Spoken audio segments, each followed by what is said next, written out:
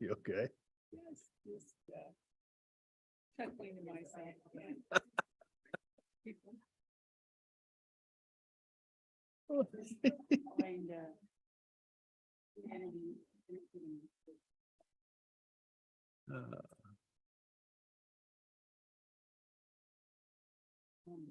I'm so disappointed that I can't see my mural from the south coast. Apparently that's a thing. Oh, Oh, well. I'll have to check that out. Yes, I'm glad that people are taking the time to hike up there and take that photo just so they can make that comment. What's that going on?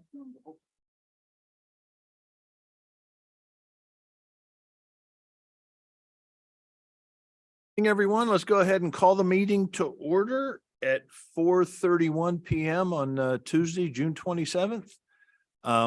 This is a special meeting for our budget workshop to review and see a lot of numbers, and Kyle will be at his best tonight, I'm sure. So for the audience here tonight, the City of Glendora utilizes hybrid meeting format that allows participation both in person and virtually. In consideration of others, please silence your phones and refrain from speaking unless recognized. Let the record show that all council members are here and accounted for.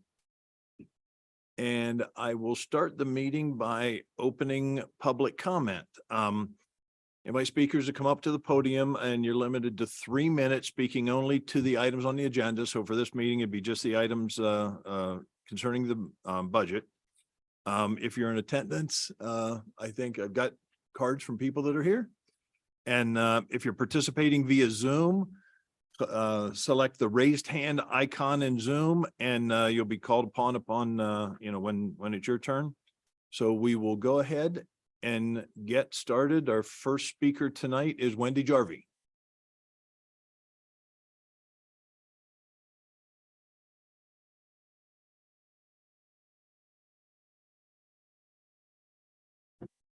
Welcome, Wendy. Thank you. Good afternoon. My name is Wendy Jarvie. I'm here to offer some feedback on the budget presentation. First, I would like to thank the staff for putting together a thorough presentation. It looks like a lot of thoughtful work was put into it. And I'd also like to commend the City Council for adopting a new vision and mission statement this year that I believe is consistent with a city's function. The statements emphasized a practical and pragmatic focus, almost running the city as though it were a business. Now, reading through the budget, I saw an administrative services item of note that read diversity, equity, and inclusion. And I'm wondering how that aligns with the mission statement. Perhaps the details will be discussed tonight, but in defining how that would be implemented, those ideals for DEI. But it does leave me two questions related to diversity. And that is, one, how will this affect new hires? And two, how will this affect existing staff? Excuse me.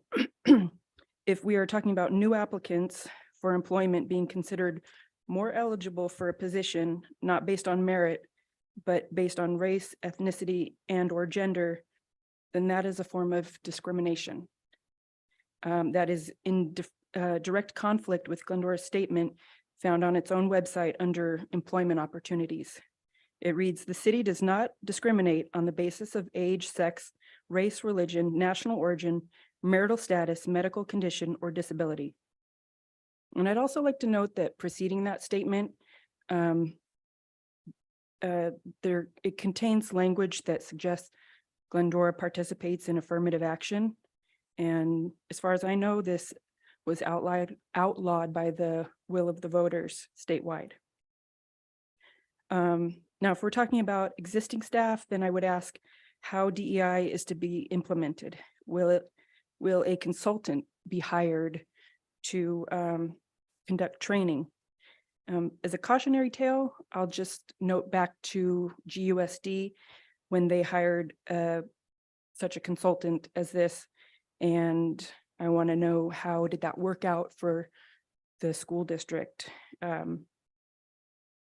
Was the staff resentful of being accused of having implicit bias, conscious or unconscious, by a consultant who believes that the educational institution is inherently racist? In my opinion, not one tax dollar should go to a consultant that causes division like this. The city is required to be an equal opportunity employer, which I have no objection to. But when it comes to affirmative action, no matter how well-intended the push to implement DEI policy is, it often ends in discrimination and division. Ulti- Thank you, Okay. Wendy.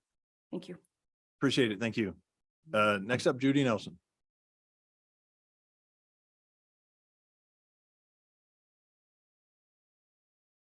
Welcome. Good Judy. afternoon, everybody. Thank you so much for having your meeting, your budget meeting. I remember those days and it's a lot of work and I really appreciate all the work that you're doing to serve our city.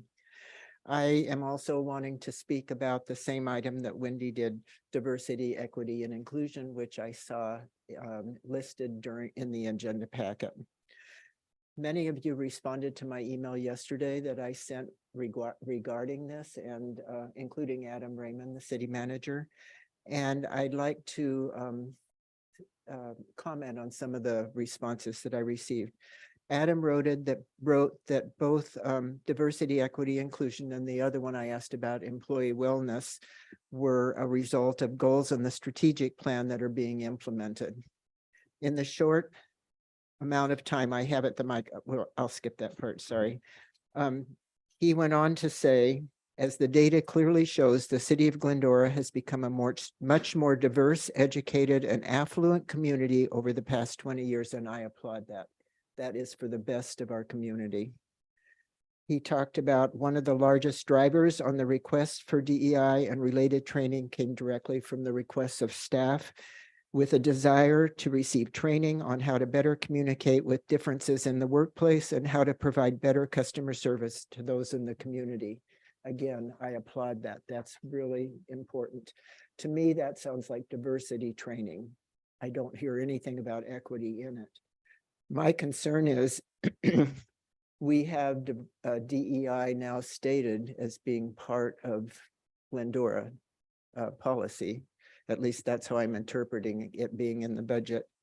And that is very concerning to me because right now the training is diversity. It sounds like a $10,000 budget is being spent toward it. All of that's very, very reasonable to me, but it opens the door for going into equity in the future.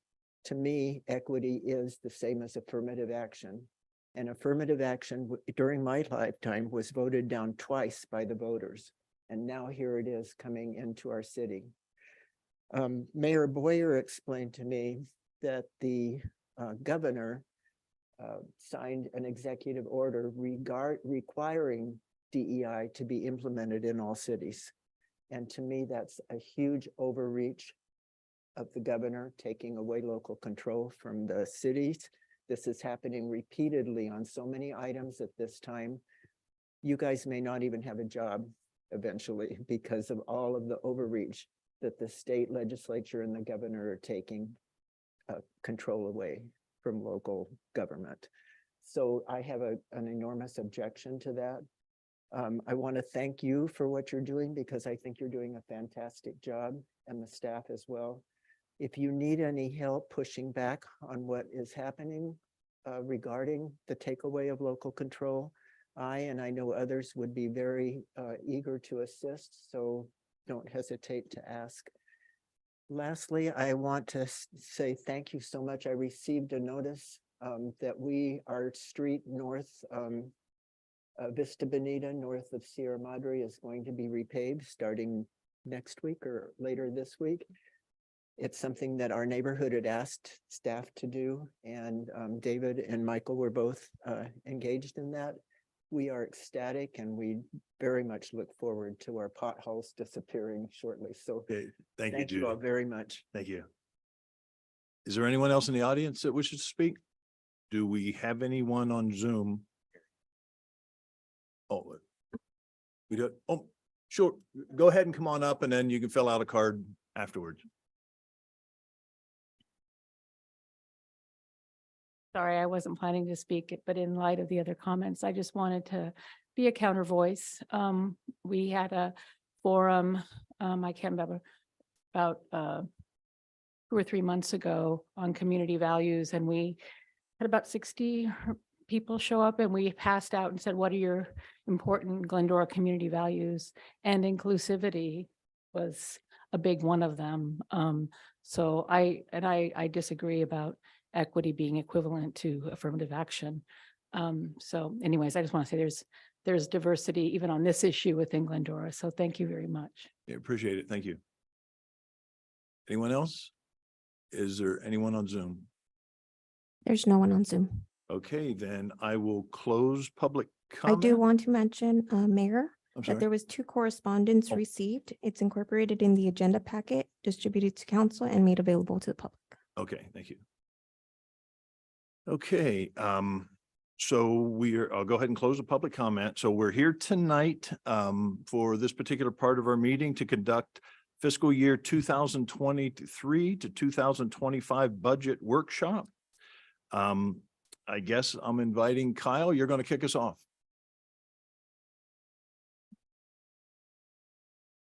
All right, good evening or good afternoon, Mayor, Mayor Pro Tem and City Council members. The workshop tonight will give you an overview of the budget as well as department specific budget presentations. So as we have here, that's a copy of the budget cover available on the city budget or city website. We received both state and national budget awards for our last 2-year budget. Here's where you can go. It's on the Finance Reports website if you would like to review the budget website between now and 6 p.m. for the regular meeting. The budget has been prepared in accordance with the strategic plan, as well as feedback from the 2022 community survey, and keeping in line with the what gets funded gets done mindset that the city has adopted over the past few budget cycles. This is the 3rd budget cycle where the city has prepared an interactive budget, allowing budget readers to dive deeper into the budget numbers as well as the budget narrative, whether it's on the city website or other agency websites to help support the budget information. City continues its multi-year budgeting process. Year 1, these items are budgeted. Year 2 is a tentative budget spending plan, and years 3 through 5 are the forecasted years. So it's at a very high level, it's a 6-step budget process. We get input from all the departments and they'll be discussing their budgets later in the presentation. We meet with the city manager and then we discuss one-on-one with the city council members. Then the budgets also get brought to the boards and commissions. And then we're here tonight or here this afternoon for the council workshop, and later tonight we'll bring the budget back for presentation and adoption. So now for the overview, the city budgets for all these fund types.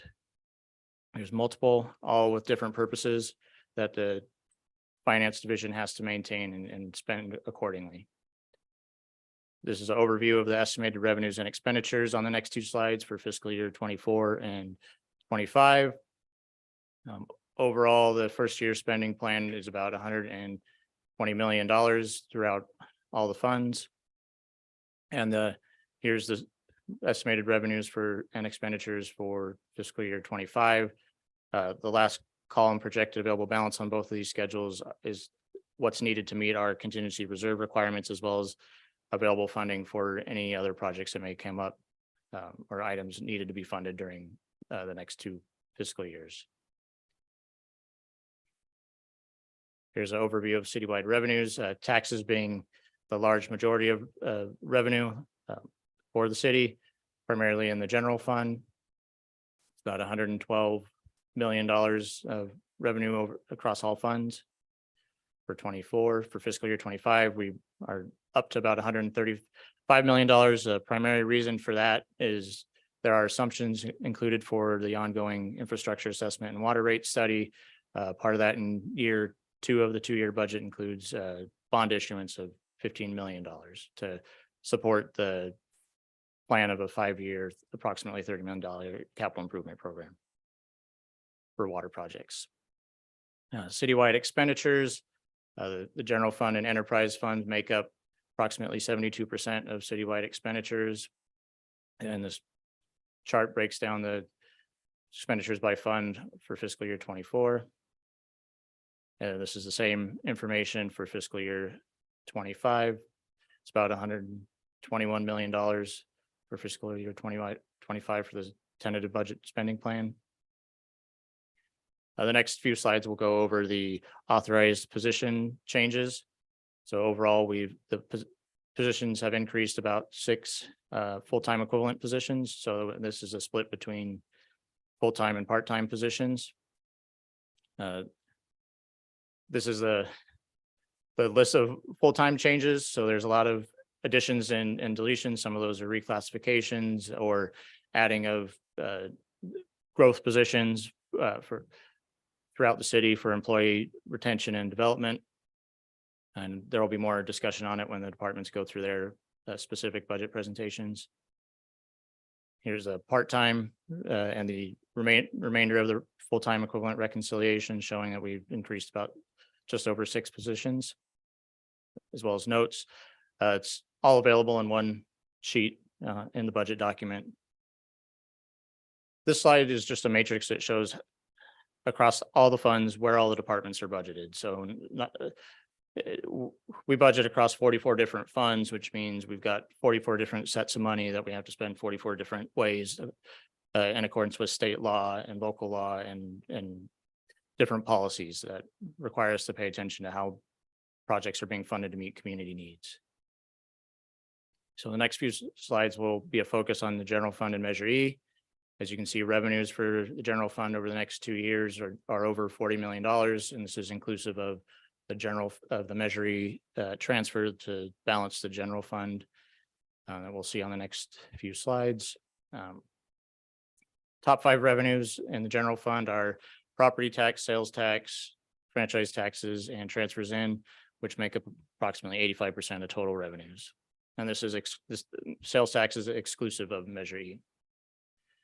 This slide does include Measure E, and this just shows how the actual sales tax received as well as Measure E revenues and how the changes in the economy can affect the level of sales tax and Measure E revenues received over the last 15 years. Big spike in when Measure E came on board.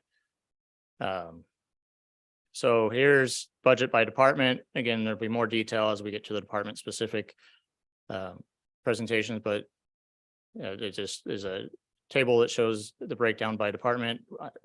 We also have pie charts so you can get the percentage that each department represents in the general fund. Police is typically one of the larger budgets. And here it is by personnel. So again, one of the reasons, I guess, to go back to my comment on police being one of the larger budgets is they are an important service to the community, and it goes in line with personnel being one of the larger costs because the city is a service provider and we provide that service through our city personnel. So now on to Measure E. Measure E is all the money that comes in goes out unless there's slight rounding and you end up with $1. But overall, that'll all be transferred out when we get to the end of the year and we review our actual results. Biggest pieces here are increases in uses for staff, for police positions, for economic development and community development department, as well as a homelessness division and recreation and human services. That is also the recreation and human services component is also represented in the maintenance and operations budget. Transfers out includes the contingency reserve transfers for the general fund, sending money to the general fund, capital projects fund, pension and OPEB section 115 trusts, and internal service funds. Here it is broken down in pie chart, and as you can see, transfers are the largest piece, but they fund multiple programs in the general fund as well as infrastructure improvements. And unfunded liability mitigation for pension and OPEB or retiree healthcare. Next slides will be the general fund and Measure E forecasts.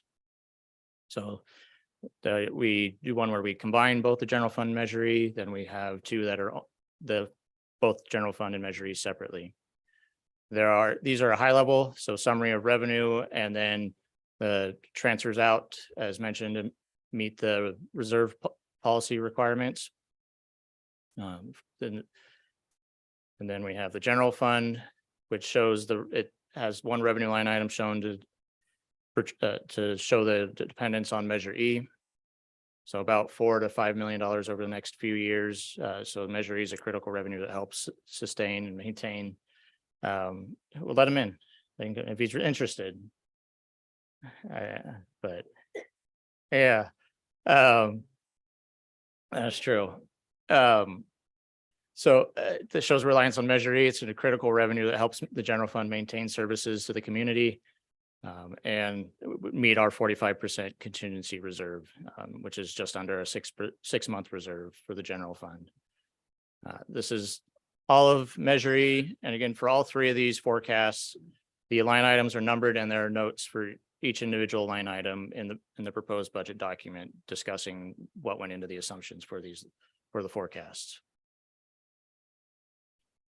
As always, some of the challenges on our forecast are CalPERS investment performance. I looked today, they're at about a 4.8-ish% return on investment, which is effectively a 2% loss because their rate of return goal is 6.8%. So they need to meet 6.8% in the next 3 days, or as of June 30th. So that way it's a net zero, I guess, impact, hopefully, to our unfunded liability. Unfunded state and federal mandates, future infrastructure needs. We have some assessments that are underway, and when those are completed, we'll have to identify funding sources for those projects and changes in the economy. Although I'm hearing the Fed is looking at like potentially a 75% chance of an interest rate hike in July meeting. So now we'll discuss the other fund types. So special revenue funds, these are made up of local tax measures by the county and other agencies, as well as grants. And they fluctuate. Special revenue funds, revenue and expenditures fluctuate from year to year based on available grant funding. And they're generally reimbursement based, so we have to spend the money first and get the money later. Some items of note are the use of accumulated Measure A funds towards a shade structure in Louis Pompey Park. And then we received another grant towards a traffic signal modification and high visibility crosswalk project. Additionally, we've enhanced our operational efforts in gas tax fund for additional on-call services in street, sidewalk, curb gutter, traffic signal maintenance, and preventative and responsive repairs. The Capital Projects Fund, this is funded pretty much exclusively by the general fund or Measure E based on the general fund reserve policy that transfers 50% of any revenue or any available funds in excess of the 45% reserve to the Capital Projects Fund. Over the next 2 years, we'll be funding about $6.8 million in capital projects in the areas of streets, parks, and facilities. Those are new projects, Debt service funds are pretty exciting. It's primarily to help collect the payment for the pension obligation funds for the 2019 issuance. Just as, I guess, a reminder that saved the city about $1 million over the life of the bond. So it's between that and Measure E, that was critical steps to continue the strong financial state that the city is in. So for next, we'll discuss the water operations and capital projects funds.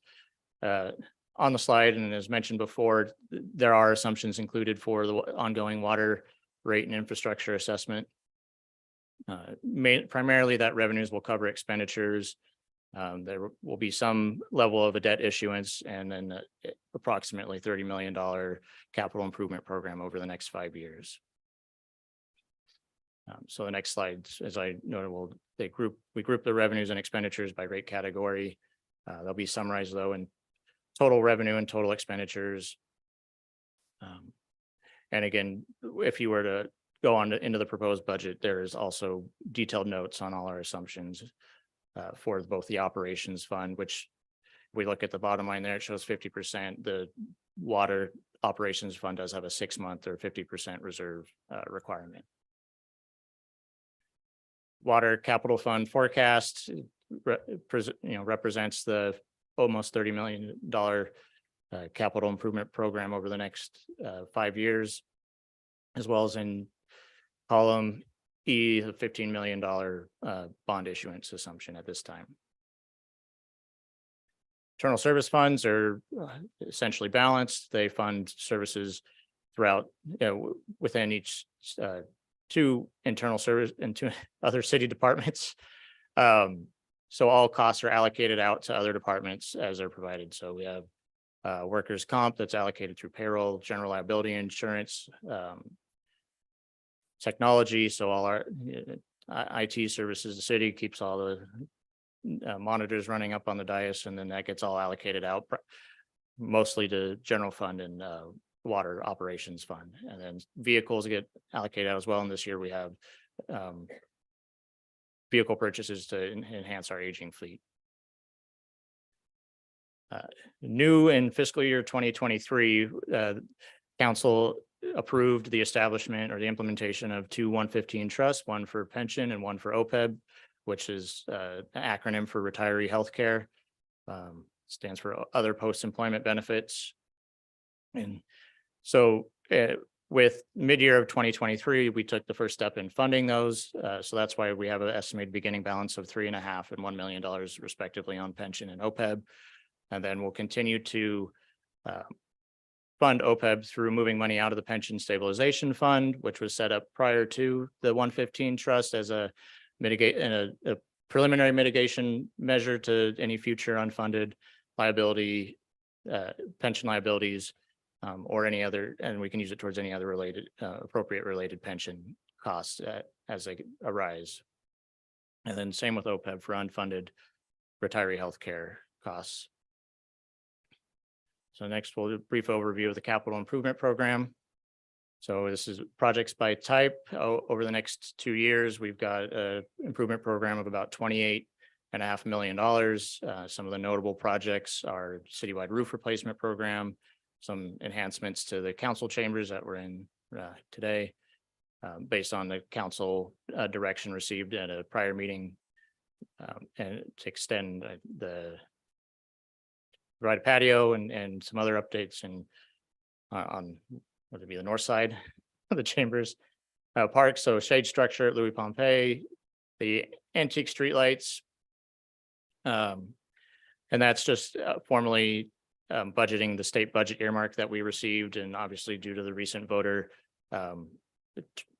denial, I guess, of the assessment district, we'll be using it towards a related but appropriate beautification project and something to do with streetlights, but it won't be for the original assessment district. Another traffic signal modification program throughout the city, and then the North Glendora Reservoir replacement. So, and here's how all those capital projects are funded, primarily through special revenue funds and capital projects in water. So now we'll move over to the department presentations. So first up is Marie Ritchie, Administrative Services Director. I'll hand it off to her and she'll be discussing the City Council, City Attorney, City Manager, Administrative Services Department budgets. Good afternoon, Mayor Pro Tem and council members. So like Kyle said, I'll be presenting 3 departments for your review. First, we'll start off with the legislative, which is the city attorney and the city council's budget. The city council's responsibilities include ensuring community needs are met, promoting confidence in local government through continued quality municipal services, conduct open public affairs and open sessions, and appoint the city manager, city attorney, commission board, and committee members. The city attorney is our general counsel, and he provides advice, direction, and review when necessary in the day-to-day administration of the city. The total proposed budget for the city council and the city attorney is $832,000 for fiscal year 24 and $834,000 for fiscal year 25. Of those amounts, 613 is for the city attorney, which is contracted out with Elshire and Winder. This year, the city council reviewed the strategic plan and adopted it in April of 2023. The plan served as the foundation for the development of this year's biennial budget. And the following items are a summary of some of the priorities the council has identified. Update the economic development and action plan, develop and implement a comprehensive public art policy, and follow up on the completion of the 6th cycle housing element update, which mainly focuses on the implementation of the plan approved by the state. Next is the city manager's office, the best office. He made me say it.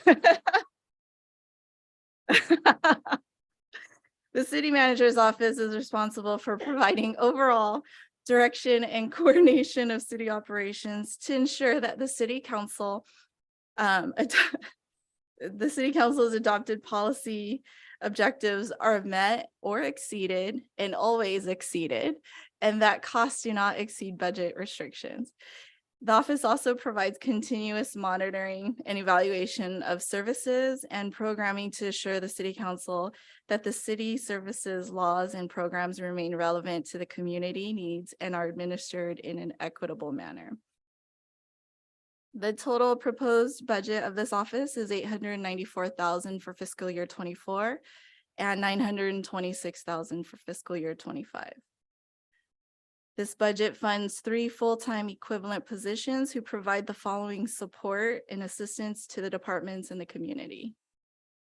Coordination of the execution of the strategic plan, building trusting relationships with the community, expanding the number of opportunities for staff, residents, and businesses so they can engage and give back, and continuing to collaborate with Glendora Unified School District on a comprehensive joint use agreement. And now for administrative services.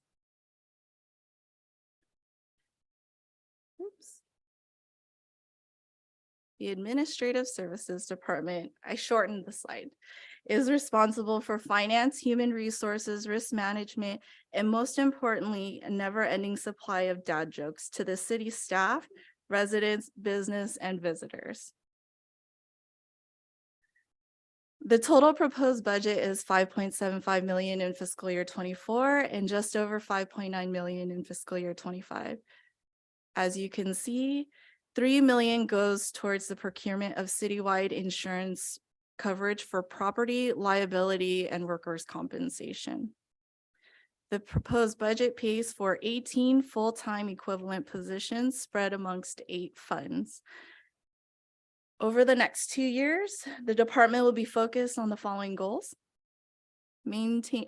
safeguarding long-term security of revenues to fund services, enhance fiscal responsibility for the use of resources, and enhancing the city's risk management program.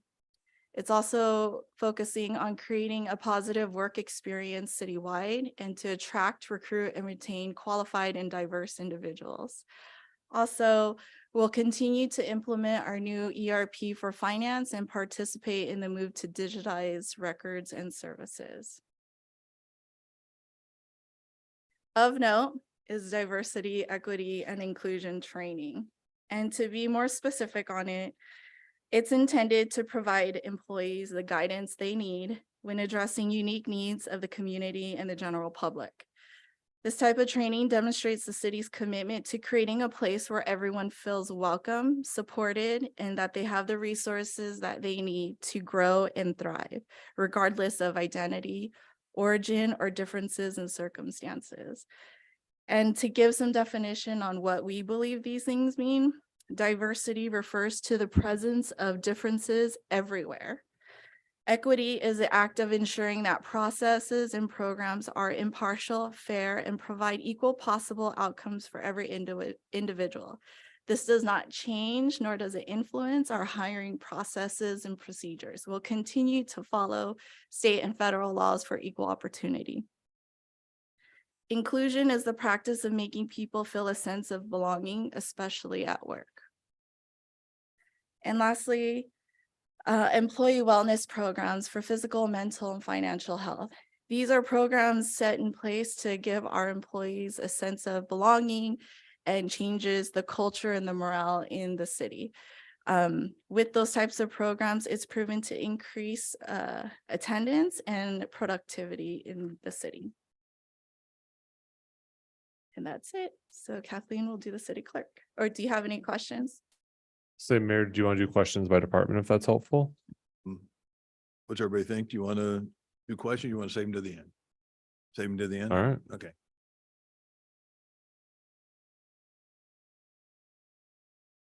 Thank you, Mayor and council members. Tonight, I'm here just to provide a brief overview of the functions and present you with the budget for the city clerk's department and the public information and media division that falls under that. Before you tonight is a list of functions that provide the major areas of focus for the city of Glendora's city clerk's department, which falls within our general local municipal government and provides support for council, city departments, residents, and businesses alike. A couple of areas of focus that have a new priority based on this year's strategic plan will be the focus, the areas related to communication and public engagement, as well as marketing and brand standards. As you see, there are 4 different accounts that the clerk's office utilizes for varying services or operations it provides. One of the main ones I'd like to highlight is the Public Education and Government Access Fund, which is also known as the PEG Fund. The PEG Fund allows the city to receive funds back from communications companies that we have entered into franchises with and provides us with funds to replace equipment and do capital projects that relate to promoting public education and government on our cable channel. A couple of the projects that will be funded out of this fund coming in the next 2-year budget is the council chamber audio video updates, installation and setup of HD to the city's cable channel, which I know a lot of people have been waiting for, updates to the city's website, as well as transitioning to a new agenda management system. The city clerk's department currently is budgeted for 2023 at 1.3, and for 2004, 2005, 1.4 basically.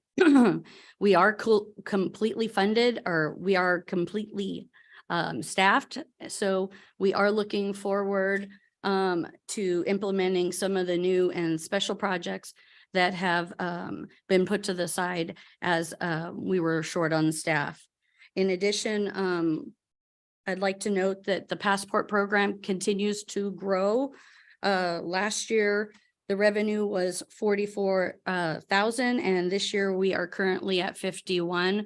So as the service continues, we anticipate that that will continue to develop. We did have to cut our times and dates short a little bit when we ran short on staff. The following are some of the major key objectives that we've received from based on the strategic plan, and the couple of the main points I'd like to highlight here for you are: the main focus will be on a communication plan and building trust, increasing access to information, and then branding and public engagement, as well as updating and providing access to the city's administrative manual. I'm available to have, if you have any questions, or I'll turn it over to Sam. Good evening, Mayor, Mayor Pro Tem and council members. So main functions of the IT department are to support the city's technical infrastructure, including desktops, networks, servers, security phones and mobile devices, ensure that technical systems are functioning properly and provide technical support to city employees and departments, create the foundation for our city's GIS system, manage cybersecurity and data privacy to protect the city system from all cyber threats, and implement new technologies to improve the city services and enhance efficiency and effectiveness. The accounts that you see, the three accounts that you see before you, the second one is the maintenance and operations account.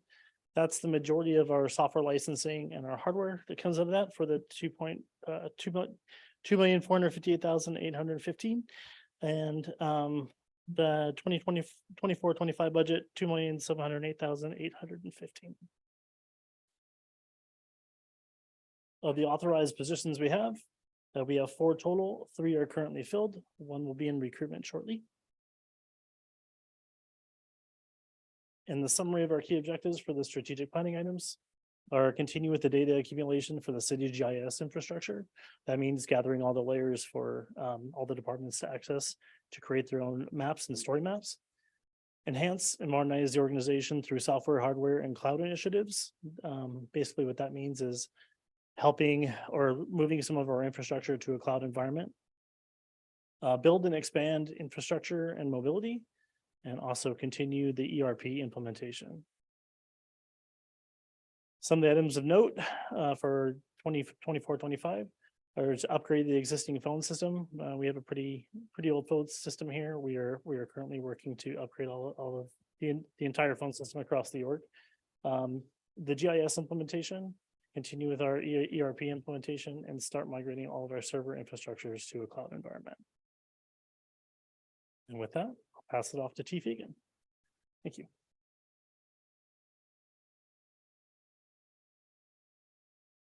Good afternoon, everyone.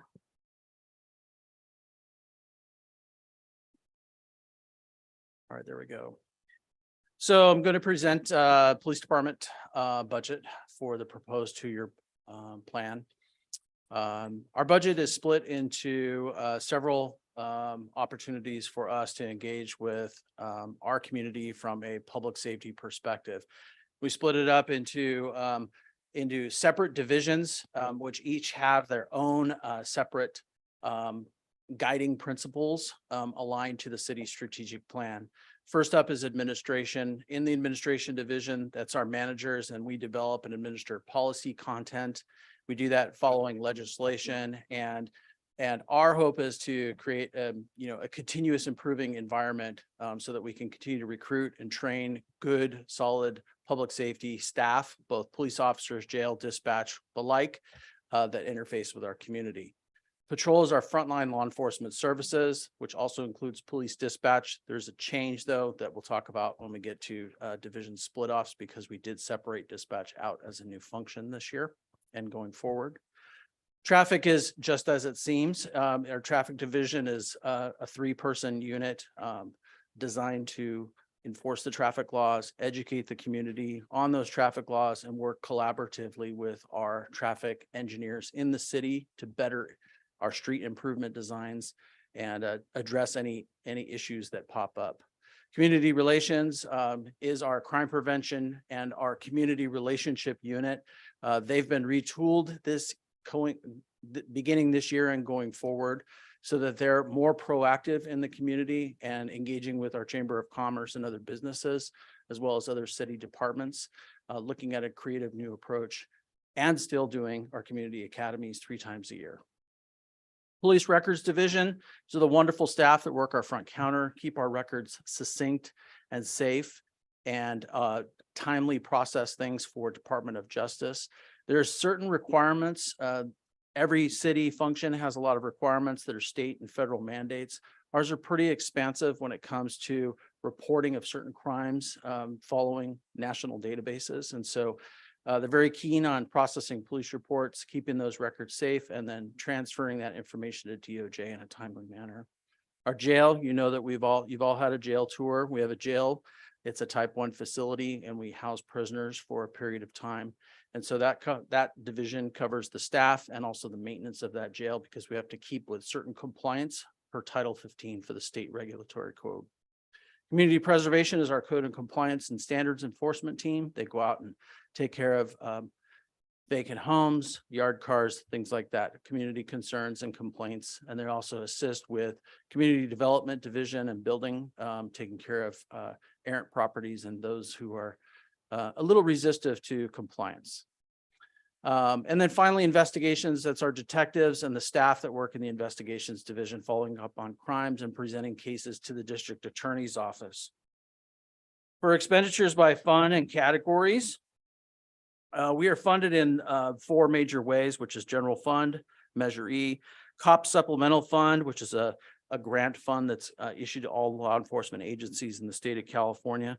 And then we have a portion of our community preservation officers that are funded by the Water Services Fund. In total, over the 2-year budget, it's just over 20 million for general fund. And you can see the numbers go down for a total of 22.4 million. And in 2024 into 25, it's a little over, actually, it's just a hair under 24 million. And how that's broken down, that money, it goes out 3 different ways: personnel, maintenance and operations, and capital outlay and projects. So for year 1, majority goes out to personnel, which is 16.2 million. Maintenance and operations, that's keeping the lights on, our service agreements with our vendors, the back end work for building new police cars and things like that. That's 6.1 million. And then capital projects and outlay. In year 1, we have a $50,000 increase. In year 2, that number is 0. Expenditures by division. As I stated before, all of those divisions that I talked about before: patrol, investigations, traffic, community relations, police records, jail maintenance, and community reservation. We talked about those program functions. Those are the projected amounts from first year budget to the second year. New for this new 2-year cycle budget is dispatch being pulled from what was, they were incorporated in patrol. We did that for a particular purpose. New for this year and proposed in this budget is a restructure of those classified positions, giving those individuals some job growth and allowing them to advance within their own division, as well as seeking authorization from the council for a dispatch supervisor to help guide them into the future. And so we specifically split them out to better track their spending and to keep tabs on forward progress. Authorized positions, our total authorized is just under 100. We are 98.75. Why that says 0.75 is because there are some part-time and some other lesser than full-time categories that we do employ at the police department. Executive is myself, the chief of police. Management are our management organization, our office coordinator, our public safety management analyst, our records supervisor, our support services supervisor, and new for this year, as I stated before, with your approval, will be the dispatch supervisor. Sworn staff is, as it says, we have a full-time complement of 57. The 0.7 is the part-time staff. We employ about five part-time police officers that do various things for our community at a very discounted rate. We have 30 administrative and technical positions. Those are our record specialists, jailers, dispatchers, you name it, the like, community service officers. And then our part-time staff of 5.05, those are our police cadets and any other part-time positions such as community service officers that we employ. And oftentimes from a strategic planning and succession perspective, when we do have a vacancy and we know that there's going to be an intended vacancy into the future, we do look for opportunities to hire maybe one full-timer and a couple of part-timers so that we can develop those people into good City of Glendora staff members for the future. All these positions are funded, as I stated before, through general fund, Measure E, and water operations. You can see the breakdown. 86.9% come from general fund. We have 11% funded through Measure E.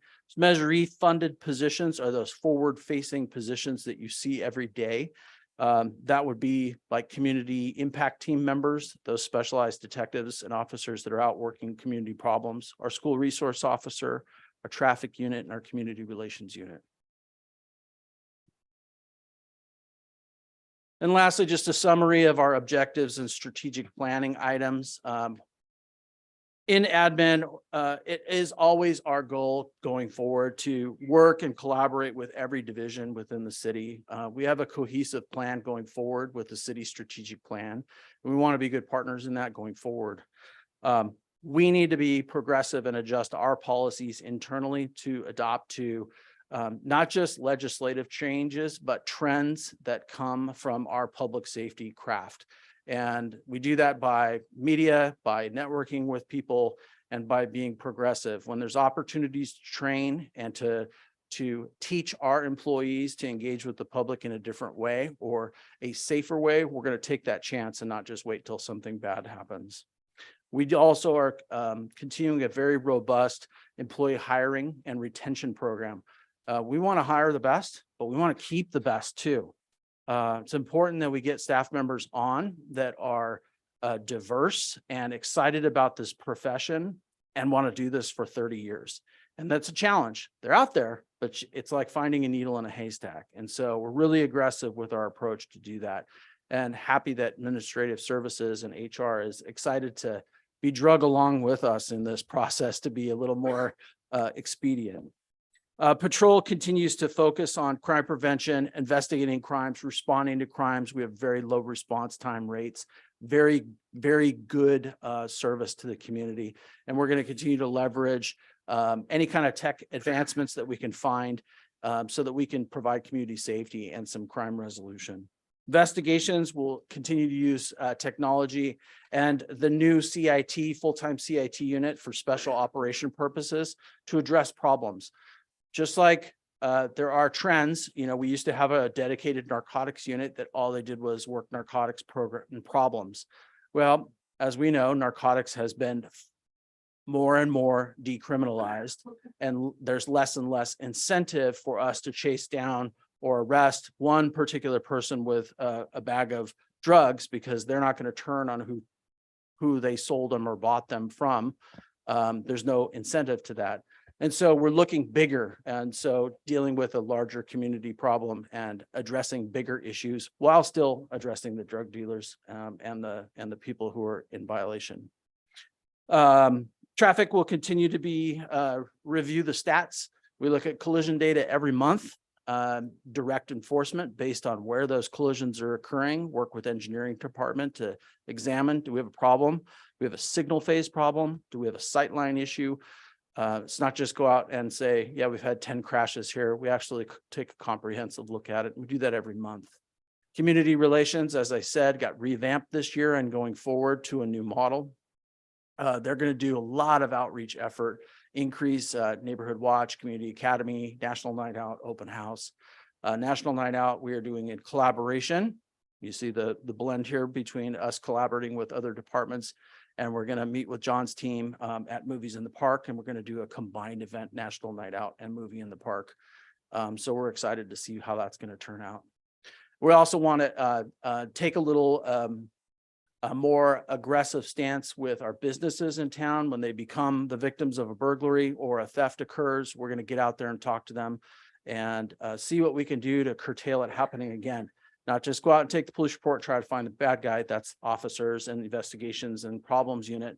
But community relations will go out and really dive into the problem and work with that owner on a slower basis to develop a strategy so that they're not victimized again. And then finally, records, like I said, they have statistics that are required to be submitted to DOJ and FBI in timely manner. It's called the National Incident Reporting System, or NIBRS. It's a comprehensive set of data that has to be submitted every month and throughout the year. And so their focus is completing that so that we're in compliance as a good city leader. And I'll hand it over to Jeff in community development. Sure. Thank you.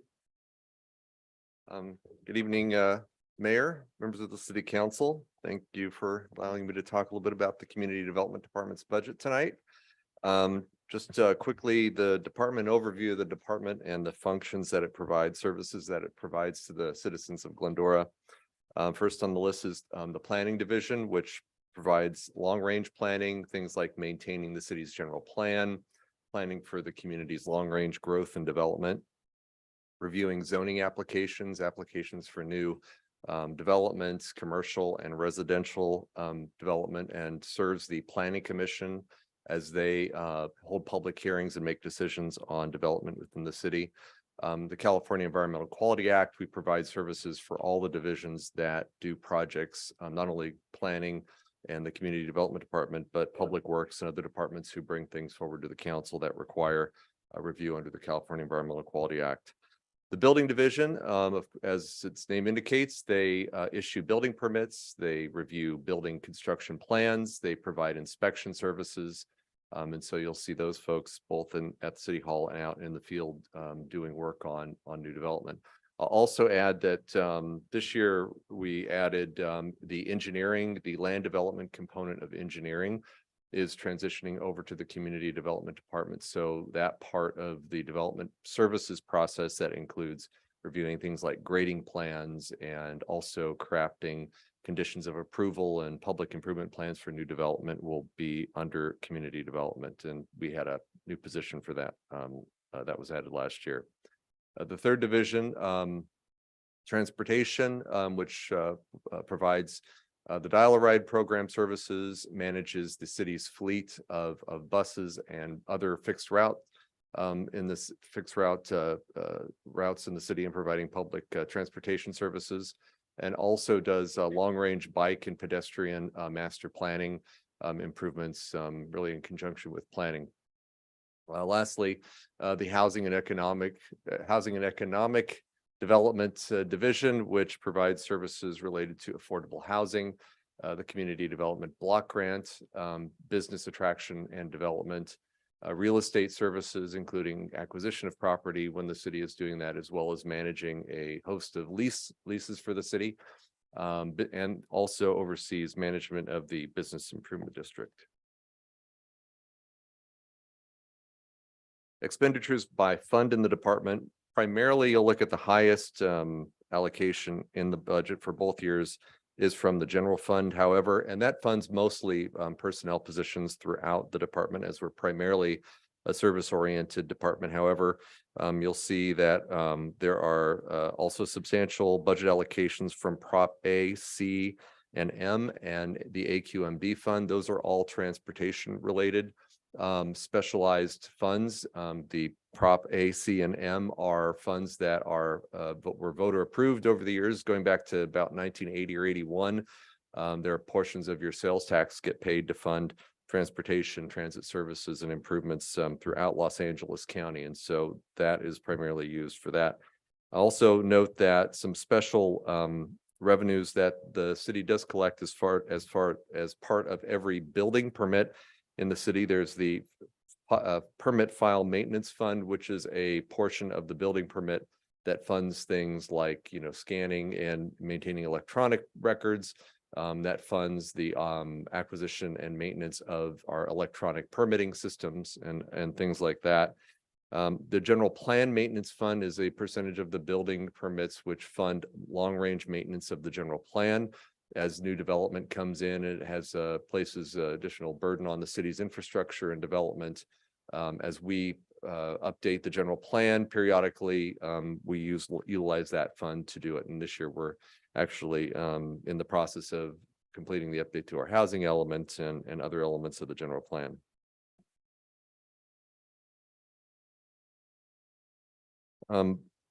Expenditures by division. Also, as I mentioned, you'll notice that overall the budget for 23-24 is $5.8 and $5.3 million respectively. The bulk of the money is for planning and as well as the building division. And I'll mention that while we are staff heavy, we also have a couple of large contracts that consume a lot of the maintenance and operations fund. The transit contract is a large portion of the fund, and also the amount that the city spends on contracting out for plan review services is a large part of the maintenance and operations fund that or the expenses under that category that we spend money and provide services on. And also all of the divisions primarily the planning and building division, as well as the land development engineering division, rely not only on city employees, but outside consultant services to support the processing of new development applications. And so in-house staff is supplemented by contract service employees, both at the sometimes inspectors, sometimes at the permit counter, sometimes planners working on projects throughout the development process. And lastly, capital outlay, that's primarily related to the acquisition of new vehicles as the city transition to a zero emission vehicle fleet, and we'll be buying a couple of large vehicles toward that effort as we move on in the next fiscal year. Authorized positions in the city right now, there are 19.2 authorized positions in the city, taking into account both full and part-time positions. And you'll see again, the bulk, or about 15%, almost 16% of the funding is from the general fund. Other funding is from those transportation funds and a small portion from water operations that I mentioned earlier. Summary of the key objectives and our strategic planning items is one to, and this cuts across all four divisions within the department. One is to develop and implement an economic development action plan. That was a major priority of the council through its strategic planning effort, and a number of the activities that we're undertaking in the next 2 years revolve around that very high priority. Affordable housing development sites, as we're in the process of acquiring a site right now. We'll be developing concepts for the future development of that site as a affordable housing site. Updating the general plan is an ongoing process, particularly as we just adopted the housing element and all the subsequent projects that emanate out of adopting that to comply with state law and also achieve our local goals for the housing growth of the city. Permitting and land management system, where the council recently entered a contract with Tyler to both update not only the city's financial system, but also its permitting system. And so we're in the process of implementing that as we speak, and that will go on into the next fiscal year. The People Movement Project, which is a major capital improvement initiative that will fund things like the urban trail system. We're getting closer to construction on the San Dimas Trail, or finishing that trail. Improvements in and around the village in anticipated of the Gold Line for pedestrian and bicycles to move more freely throughout that area. And lastly, fleet modernization, as I mentioned before, upgrading the fleet to a zero emission vehicle fleet, and also moving that fleet to its new home at the Compromise Line yard, which will be occurring over the next year. Items of notes, major services that we provide and major portions of our budget. Contract services, as I mentioned, we have a contract with Willdan and CSG to provide building, plan check, and inspector services. JM Diaz provides support for the engineering land development function. We also have a contract right now to update the safety elements of the general plan, implementing new objective design guidelines and some other planning projects that come out of the housing elements and the general plan goals. And of course, the economic development action plan. In the next coming months, we'll be holding a workshop with the council to set the stage for that very item. And so we're looking forward to that and what comes out of that. Capital projects that you'll see coming out of the ground pretty soon. As I mentioned, the San Dimas Urban Trail, crosswalk improvements at Washington Elementary, and also new housing development at the Dale site, which the city is in the process of acquiring, and also the San Jose site, which the city council identified as surplus land to sell for a housing development coming up in the next 2-year budget cycle. There are 2 positions added or actually 1 position added to the department. One's reclass. There'll be a new position in the economic development division to reflect the emphasis that the council is placing on those objectives, and also reclassifying an existing position within the planning division. And with that concludes my portion of the presentation. I will turn it over to Michael and Public Works.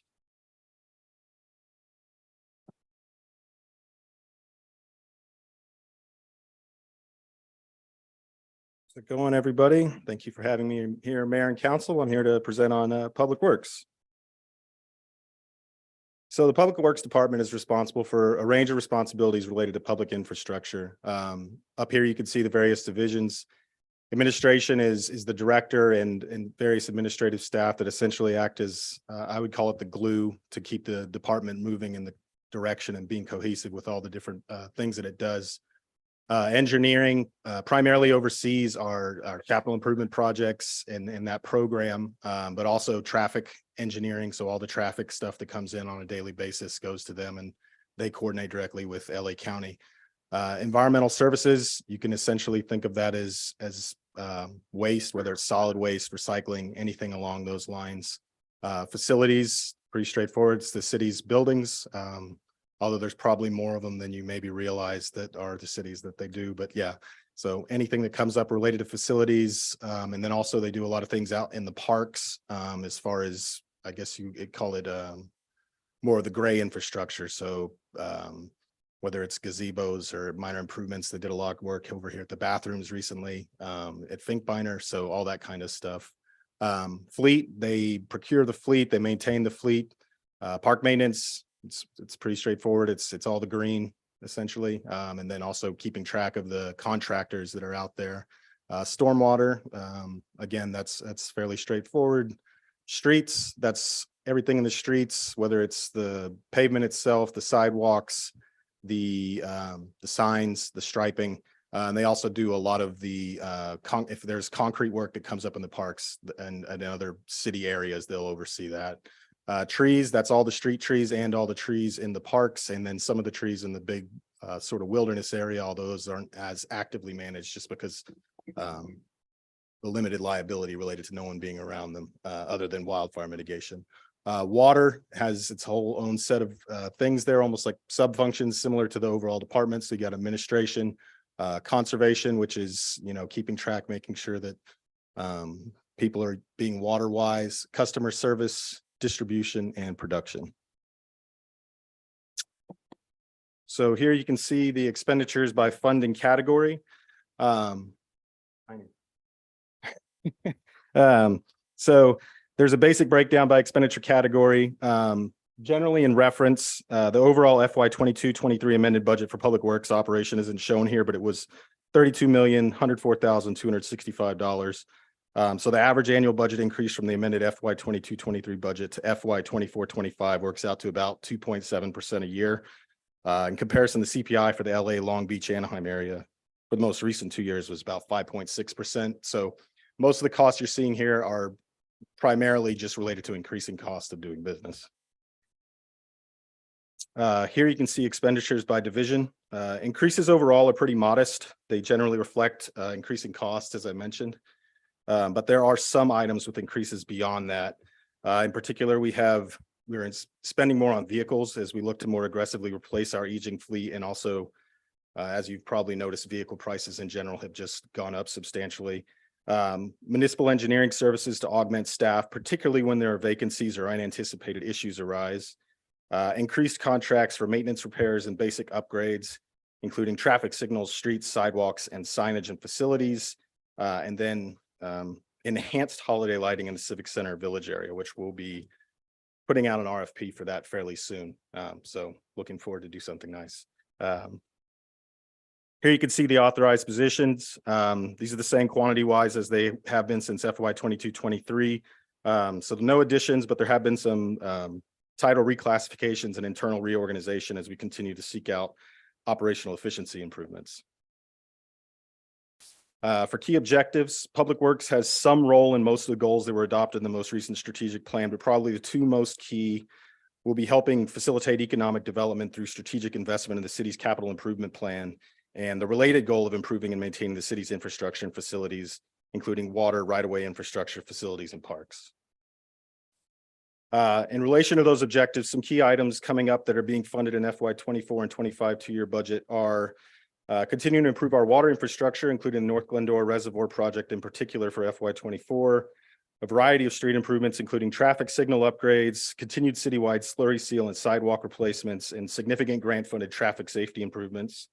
citywide roof replacements, including at City Hall, the police station, and council chambers, renovations of the Rock House at the Big Dalton Canyon to make it usable for a function that I don't think has been decided, but that one in particular, I'm really excited about. So starting renovations of the city yard on St. Vladimir, where conceptual design is already in progress, and finalizing various assessments to develop plans which will help guide us forward into the future in a strategic manner. And then finally, I mentioned earlier, the municipal engineering services to augment staff's ability to efficiently deliver high quality capital improvement projects. And with that, I'll turn it over to Janet for the library.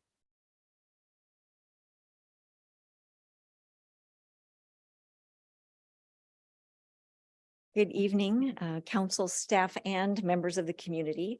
There is this post that's getting shared around on Facebook that says, "I love public libraries because they are built on the principle that books are so important and so necessary to human flourishing that access to them cannot depend on your income." So it's always good to celebrate that, and also to remember that books are just one way that a public library brings the world of ideas to you.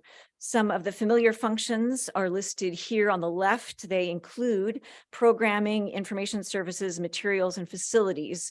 At their core, all of those things are really about making that world of ideas nearby, lifelong, accessible, organized, enduring, contextual, valued, and sustainable. So a few notes about our expenditures. Our budget in the library hovers right around 2.7 million. I should note that the foundation figure here is projected. They are still in process with their grant awards, so we are grateful for their consideration. And I should highlight that the capital project money there is really kind of good news for anybody who sat for a long meeting in Bidwell Forum, because that's for new chairs in that facility. I mentioned before that programming and materials and those things are sort of part of our standard way of looking at our services. Currently, those functions are divided into these 5 divisions that you see listed here. As we move forward, we hope to have these, the budget also reflect the other ways of looking at access to ideas. For now, while we are structured this way, it bears noting that administration includes many accounts that are used library-wide, including office supplies, building materials, operating leases, contract services, printing and postage, dues and memberships, training, utilities, and information technology. So that's why you see such a heavy focus of funding there in library administration. One of the reasons that we hope to show how those funds support community opportunity in the future, in addition to showing this, how they support our internal organizational structure. Personnel, no changes here. The personnel are more and more important as your experience of the library becomes more about its services. And these are stable, as I mentioned, in terms of full-time and full-time equivalents, but very responsive in terms of service, especially in our part-time pool. The actual number of people working at the library may shift and change because of that. So the library services support many objectives of other departments. Some of those that are on our own plate include continuing developing the Friends Foundation affiliation, working hard on the facilities assessment and modernization project. That includes everything from completing the structural and programmatic assessment process to addressing how any resulting changes from that to the building will impact service short-term and long-term. If they're going to be under construction, for example, where will we go? How do we continue providing the world of ideas to the community?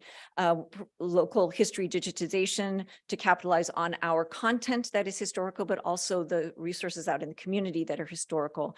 And then the individual and organizational surveys refers to our hope to continue building a dialogue with the community on small scale and large scale, individually and with its organizations, to find out what it is they need to accomplish their aspirations that we might be able to answer with the library and the library's partners.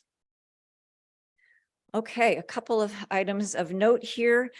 First of all, the board did recommend a cessation of overdue fees, and that will be included later on in the master fee schedule consideration this evening. And also, I just wanted to confirm for the public that if you didn't see much about the facility and the capital improvement program, I did want to confirm that in May, the city council did direct staff to combine some slab work, electrical, HVAC, plumbing, and structural and maintenance repairs for a potential $8 million project. Public Works did submit a Building Forward Library Facilities Improvement Program grant application, and we should get that news. I believe it's in September. So we'll see how that project rolls out if that funding comes through. One last note about facilities and libraries. I noticed that grant is called the Library Facilities Grant, and that's because the building is vital. It's a gathering place, it's a showroom, it's a third space, it's a headquarters for our experts, and it's a place of wonder. The library itself, beyond the building, the library is a service. And in October of this fiscal year, we asked our customers to finish the sentence for us. Because of the foundation and the library, I have been able to blank. And I just wanted to share a few of those things. I have been able to gain access to information and learn more, build leadership skills, engage more with my local community, and deepen my relationships. And with that, I will turn it over to John Aguirre to tell you about Recreation and Human Services. Thank you.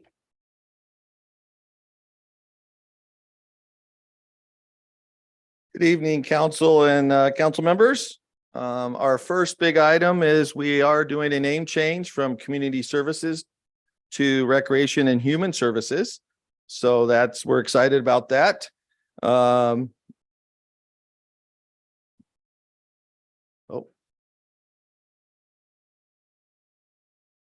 Okay, here we go. Here are some of our major department functions. We outreach to individuals experiencing homelessness, provide for the senior population, community engagement, working with the youth sports providers and the Glendora Unified School District, recreation classes and special events. We are funded in 4 ways. The general fund, Measure E, Proposition A, Transit, and Measure A, Parks. Our total department budget is $3,395,314 for the 23-24 fiscal year, and then $3,622,237 for the fiscal 24-25. Our 2 fundings is personnel. We have 12 full-time employees and many part-time, and then maintenance and operations. Personnel were $1,923,652, and operation and maintenance $1,471,662. We are broken into 5 different divisions. We have a new division this year. We broke human services into 2 divisions. We added homelessness. So they are now a division among themselves. And in there we have our human services superintendent, and then our new position, the coordinator there will go for the outreach coordinator. Out of that, we have 12 full-time. The executive management has 7, administration 4, and then our part-time, we have 14.38 equivalent to full-time, and that's right now about 35 part-timers that we have working for us. We are generally paid all out of general fund, with a couple positions coming out of Measure E, and then a little bit out of Prop A Transit. Key objectives, working with the school district in the joint use agreement. We work closely with Moises, who is closely working with the school district to try to combine all our current joint use agreements into one large joint use agreement. I know we're going to be working right now the pool at Glendora High School to get that undertaking to be redone. We've also worked on the tennis courts resurfacing at Glendora High School and Goddard, and then we'll collaborate more in the future with the turf project and open up there for the high school if they need any help. We also have our South Hills Wilderness area. We are working on developing a South Hills Wilderness Park plan, focusing into the regional attractions of passive and outdoor recreation, including a potential new bike park. The South Hills Bike Park project, which we have completed the conceptual drawings, would include a pump track for different skill levels, jump lines, new trailheads, and a possible cross-country trail throughout the South Hills. We are working currently with the community services, the community development department to determine the environmental impacts on the area. Staff has also applied for a grant in this area through the Land and Water Commission Fund, through the Department of Parks and Rec, Office of Grants and Local Services. This is a competitive grant, and we're hoping that we are successful. This would help pay 50% of a $2 million we're estimating project. So we should know by the end of this year how we fare there. Our homeless solutions, the main focus for our homeless is designated to assist the vulnerable unhoused community members with multiple and complex needs. This is evidence-based specifically for homeless adults and those at risk. Outreach services are designed to assist people experiencing homelessness, such as crisis housing through motel vouchers and other local resources, housing placement through the coordinated entry system, counseling, case management, and peer support for the break the cycle of homelessness, treatment for alcohol, drug, mental health, and trauma disorders, and life skill education to support independent living. One of our big is our membership in our community organizations. Our department continues to look at ways to keep through community engagement. We're heavily involved in the community in our department in Glendora Kiwanis, board members for Glendora Welfare, Glendora Women's Club, Glendora PTA, Coordinating Council, Youth Sports Council, Glendora Unified School District Coordinated School Health Advisory Board, Trails Committee. Our staff speaks at Rotary, Kiwanis, Seroptimus, Senior, and Kiwani Ann's events, as well as participate at speakers in AVID classes on Career Day and local middle schools. One of our last things, we also want to thank you for increasing our funds for our special events in this past couple of years. With that, we were able to increase some of our larger attractions to alleviate some of our lines at Halloween, and that we brought in a slide and swing set that we could help alleviate those and more attractable inflatables, and that helped a tremendous amount of getting the line shortened. We also redid our Jump Fest and changed it to Kid Palooza. That was just done a couple weeks ago at the last on the last Friday of school. And we brought in there a carousel, the swings, the slide LED rock wall, unicorn ponies, laser tag, gaming truck, and a live band. This event was held to let the parents start enjoying the summer and the kids. We had 473 kids register and a lot more adults that we told to bring your chairs and blankets, sit out and enjoy the band. And we had a really good, it was a nice event, a nice change. We also did a dirt camp, which we changed our name to Dirt Camp. We had a parents' night where going up to camp, they were coming to the Legion building. They could ask questions. They met their staff, filled out their paperwork, and learned about the animals. Dick Sweeney came and did stuff on the animals in the environment that they'll meet up there. We had about 150 people come. They also got to enjoy ice cream.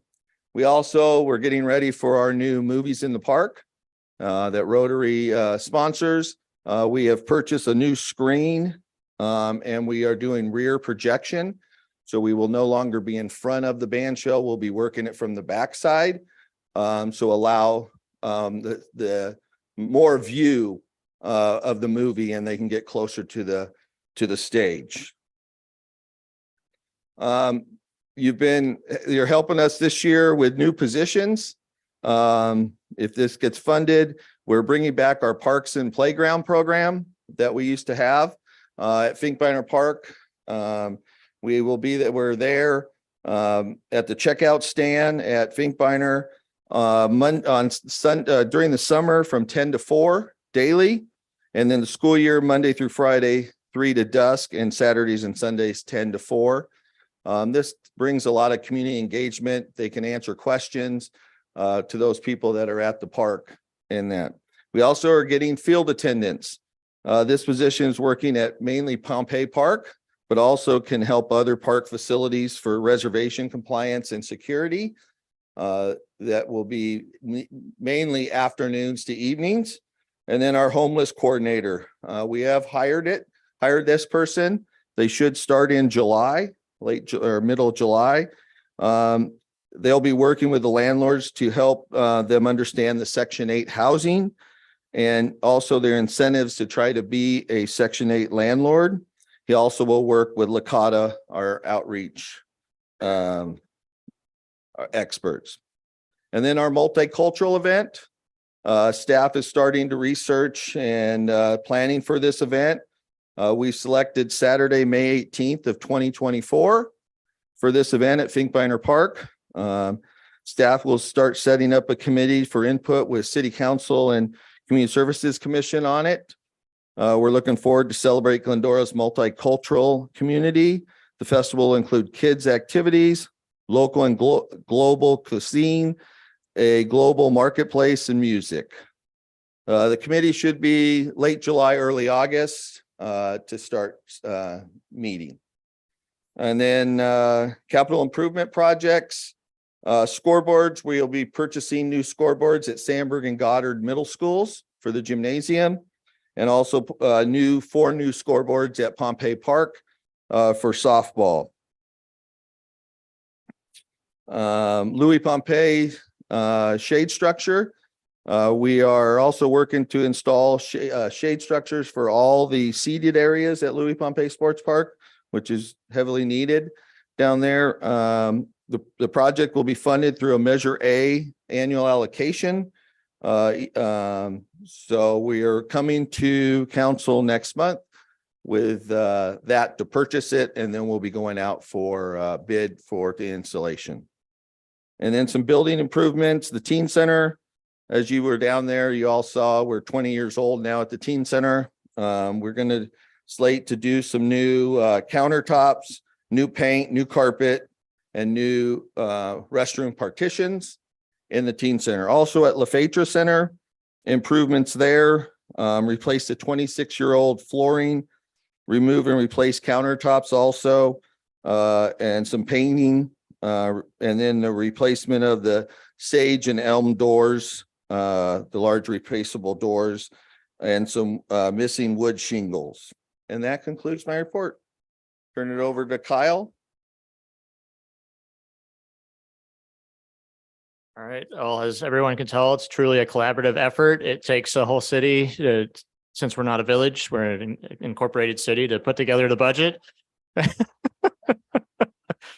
And so the next steps will just be to bring it back at the 7 p.m. meeting for budget adoption. So at this time, that concludes our part of the workshop, and I'll turn it over to, I guess, city manager. No, just for any questions at this point. Okay. So staff's all here. No one's answering the phones. We've already covered that part. So, All right. so Mayor, we're happy to answer any questions that you and the council may have. Okay, well, I'll bring it back. Who wants to start? Go for it, Michael.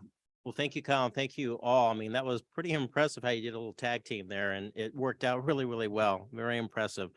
I do have a question. I'm going to start backwards from the presentations.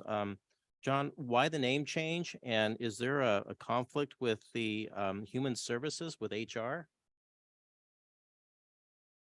No, when we were starting with community development, when they changed from parks, from planning, a lot of people got us and them mixed up. They were transferring calls back to us. We were transferring calls to them. Everybody thinks of us as still Parks and Rec. So since Parks left, we went to Recreation and Human Services. Okay, all right. Thank you for that. And community development, Jeff, on the outsourcing that we have for inspectors and engineering and everything that we do we have any gauging or customer satisfaction surveys or anything of that nature? Because it's somewhat out of your control when you put it out to an outside party to manage. Do we know if the customers are satisfied with the services that they're getting? You know, we haven't done any surveys. I will say that, you know, even though we're contracting out services, the city staff is very much involved in the work that they're doing and in the communications, that even though some of the consultants have direct communications with, you know, builders and developers or residents, homeowners in the community, we are staying on top of the service they provide, but we haven't done any formal broad survey of the specific services within any of the development divisions. Is there? Yes. Oh, I'm sorry, Councilmember. Go ahead. I was just saying, do you mind touching a little bit about the time frame and turnaround that we've had? I think since we've been supplementing services from the outside and building plan check and planning and now engineering, we've really seen an expedition of the number of submissions and turnaround time, which Yeah, I mean, largely translates into customer I think satisfaction. the highest, actually, the measures that, and that's a good point, the measures that I look at in the budget, you know, in terms of how, particularly how building is doing, is number one, the number of percentage of plan reviews or projects that go beyond 2 reviews. And we're pretty consistent at around 85%, 85 to 90% of the plans of the projects that come in, and most of them are small, don't go beyond 2 reviews. So we look at that to be stable.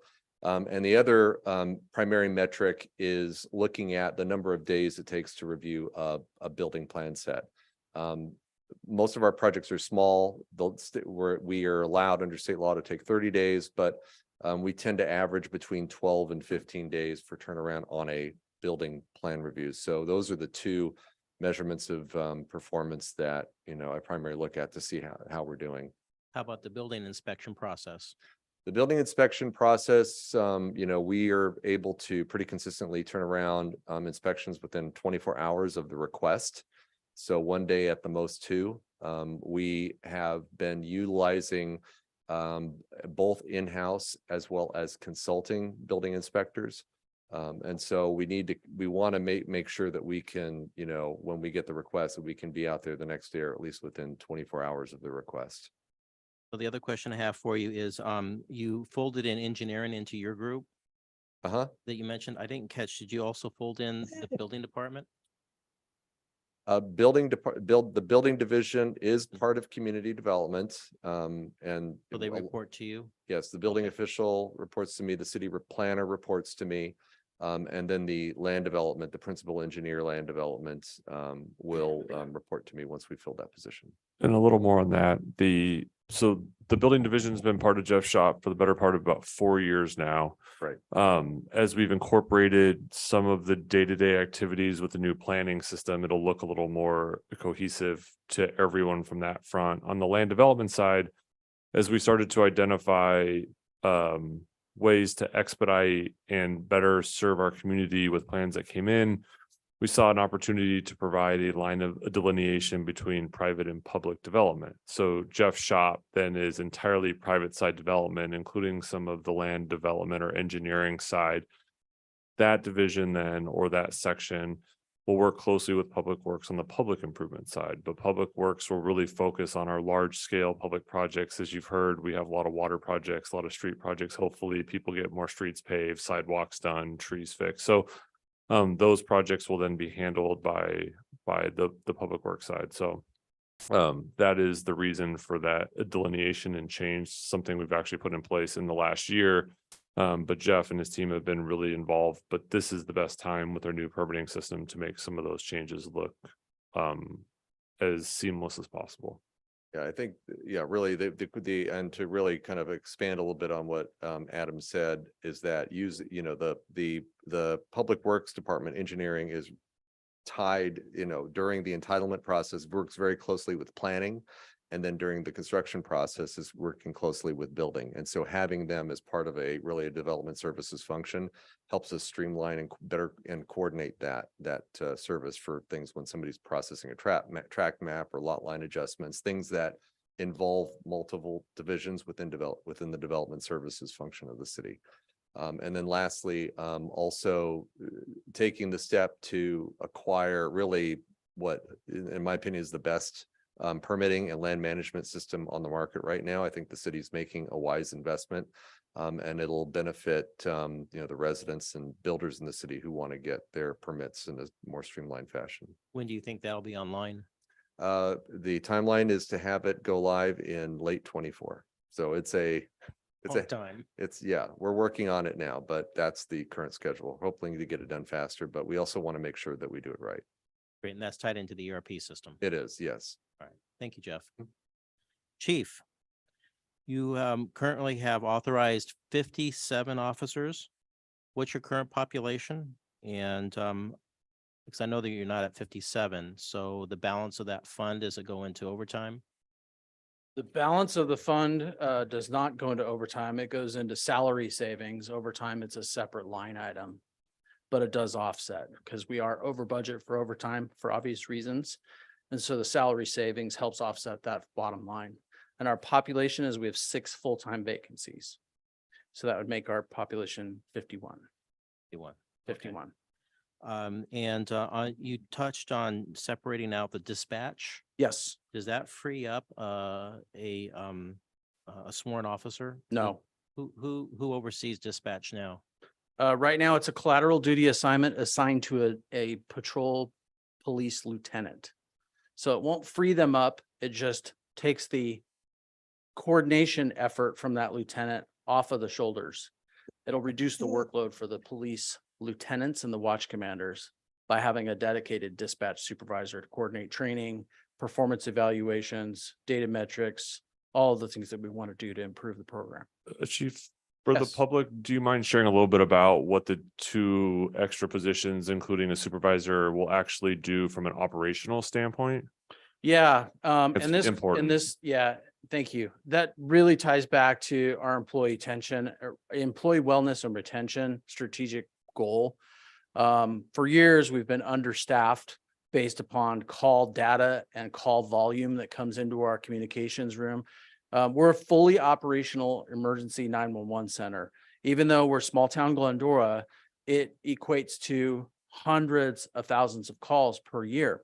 And those calls range from maybe an elderly community member saying, I heard this weird beeping in my house and it turns out it's her smoke alarm, which we'd go and help those things out, to the most extreme, which is a baby not breathing or, somebody getting violently assaulted. And those calls come in all day, all night, 24 hours a day, 7 days a week, weekends and holidays, everything. And so our staffing model had been, back in the day when I first started, 1 dispatcher for every shift. So that's 4.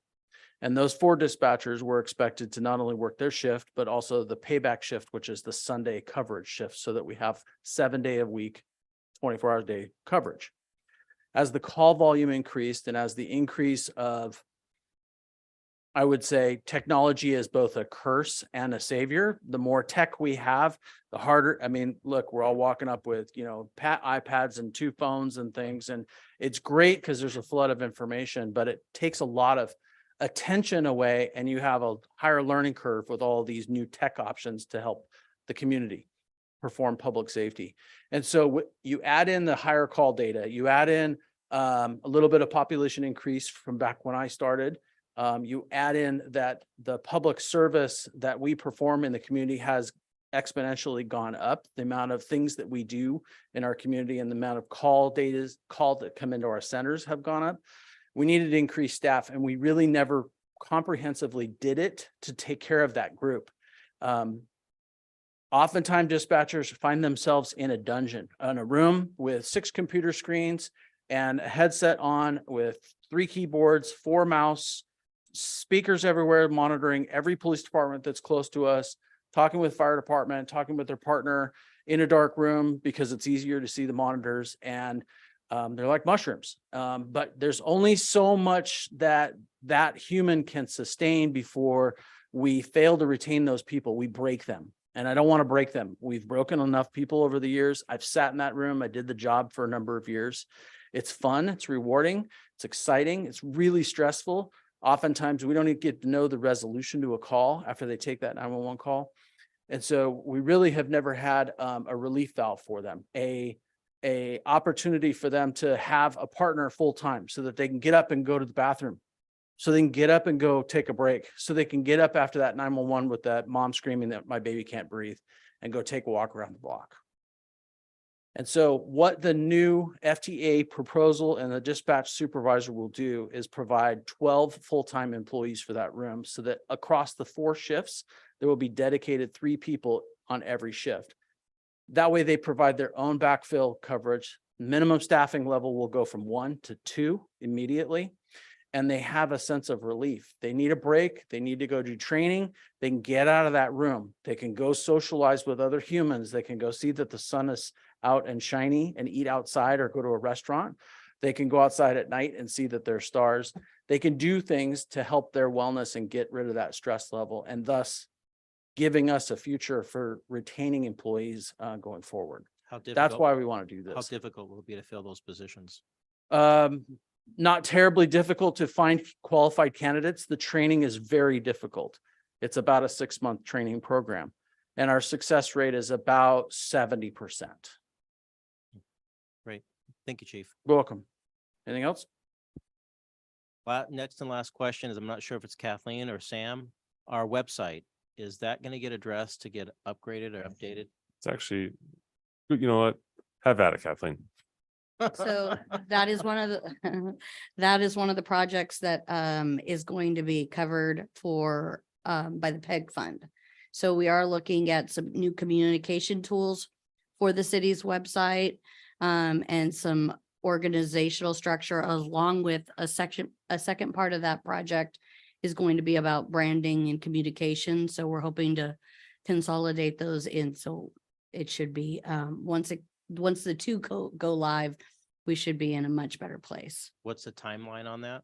Right now, we're in the process of getting contracts reviewed by legal.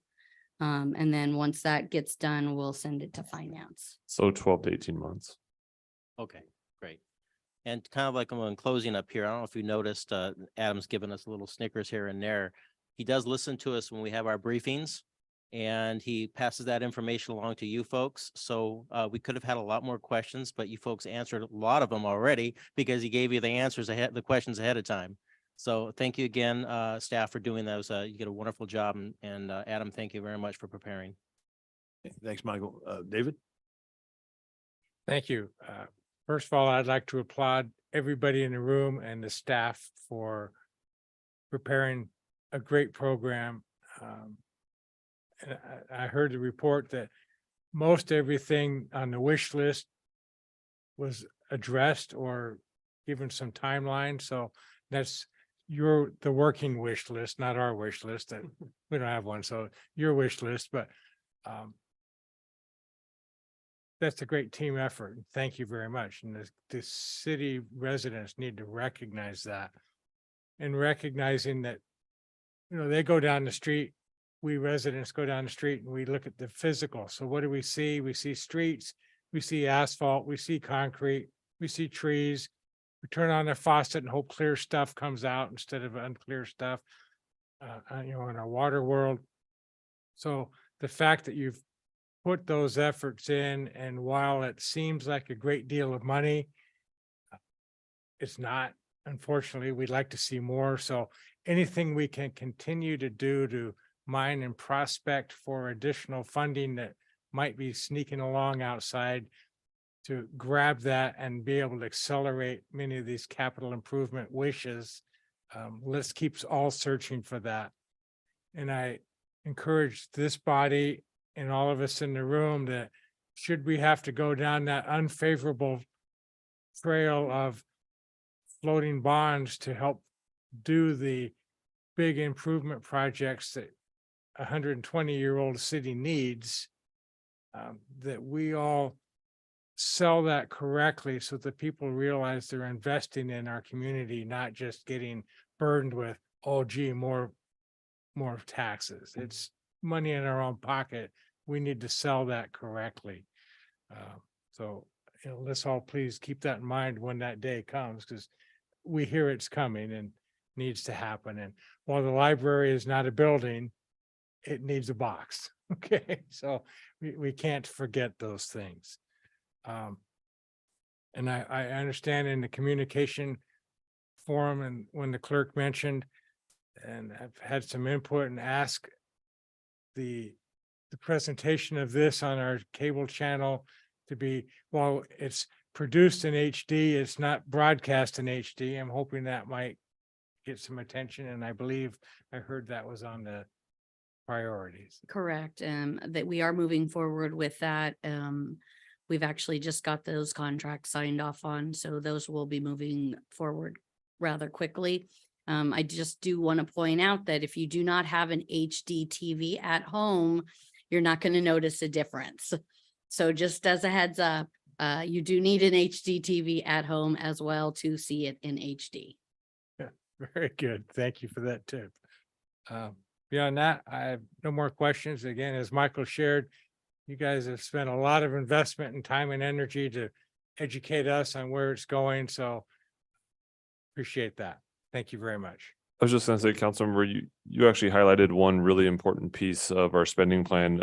People have commented who have actually been here a while from the public and said, hey, the city's overall spending went up. And while some of that has to do with inflation and revenues that we've received over the past 4 to 5 years, we've also chased down about 25 million in grant funding that we've received or been awarded to, much more than previous years. And I think, as you've heard from John in Public Works today and Janet from the library, we're chasing another 25 million over the next 2 to 3 years for some library repairs, some street repairs and other things. So I think the public will see much more of a physical investment in terms of the capital infrastructure, especially with streets. We have an additional, $500,000 in sidewalk and slurry seal that's in the budget.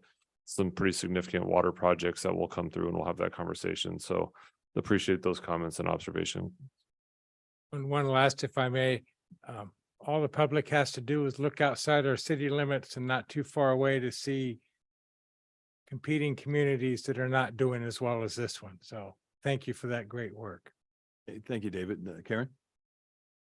Thank you. I think we're going to have Marie write all the scripts from now on. But no, thank you so much to all of you. I think that all of our residents just need to realize that what they contribute in property tax and sales tax, that what they get in return far exceeds that the price tag can't be put on the services that all of you provide. So thank you for your hard work each and every day. Thank you for the presentation tonight, very extensive. I know you were trying to chase questions. We thank you for doing that and providing extensive information, and keep up the great work. Okay, thank you, Karen. Mendel? I just want to echo everything that's been said. A very special thank you to each and every one of you. I know that this is, it's just a lot of work, and I know I spent a couple of hours with staff going over this, and thank you. As David said, Karen said, the public needs to know how blessed we are by each one of you. And I really mean that. And I know it's a job, but I know that you also have an incredible heart for what you do and for all of us. And I just want to say thank you for giving a lot of hours and energy, even when you're off of the clock. And I know that that's probably a labor law. So Rita, you never did hear that, right? But you guys give a lot of your time. So thank you for all of that. Let me start with Kyle. So Kyle, would you please come up here? could you give us just a snapshot of what you are talking about with a bond? You said a $15 million bond.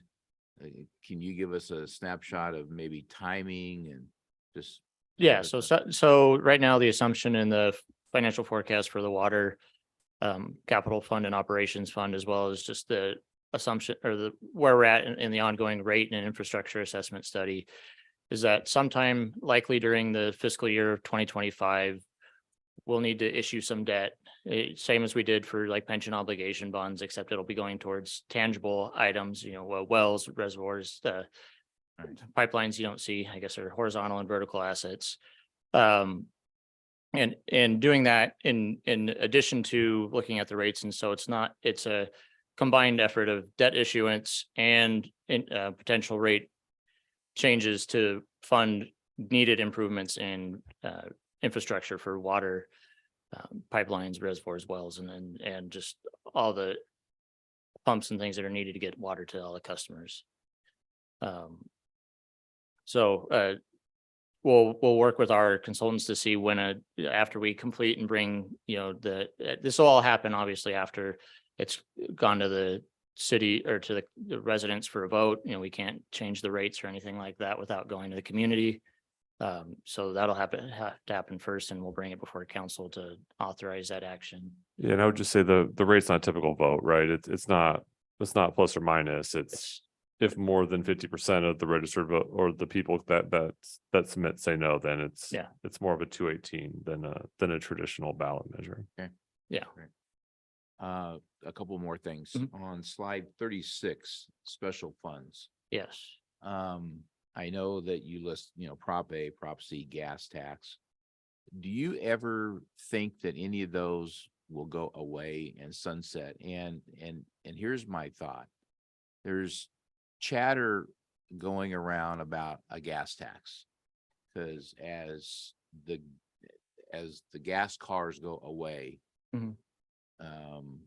who's going to pay for streets? So we have been addicted to gas tax ever since there's been a gas car. And someday we may not have a gas tax. I don't know. So we might think that that's really a crazy thought, but it's being talked about. And so are any of these special, funds that you plug in and that we use, are any of those ever going to sunset or go bye-bye or be reduced? Just your kind of global thought. I guess global thought, as you mentioned, if we go more towards electric vehicles, potentially, yes, there would be less gas tax or fuel related revenues. There's nothing that I'm aware of, but currently legislatively that there's any sunset included in gas tax, Prop A, Prop C, Measure M or R, or the SB1 or RMRA funding sources. I think most recently there's just been it had like regular CPI increases for SB1, but nothing to my knowledge that there's any sunset other than just there could be slight reductions. I would assume significant time into the future as we get more robust on our charging infrastructure, but nothing assumed in our 5-year forecast or that for those going away this time. Hey, Kyle, turn around. Marie, you want to? Sure, I'll elaborate a little. I more. mean, there's not a wrong or right answer, but I just think that we need to think about possibility that certain funds are going to go bye-bye. And I can think of one big fund several years ago that went bye-bye. So our current sales tax is 10.25%. I believe that Prop A and Prop C are about 1.25% of our sales tax. So there's no sunset. It's included as part of our sales tax that we pay. So that's ongoing. As for SB1, you'll look at your registration, and every time we buy a car, it keeps going up and up as the newer your car gets. So there's a swap out going on for gas tax to SB1, especially with Newsom's proposal to get rid of all gasoline filled cars by 2035 in the sale of those. So they'll still have gas cars, but you'll always have registration to help pay for the maintenance to the road as well. And then I'm sure they'll find more kinds of sales tax to increase.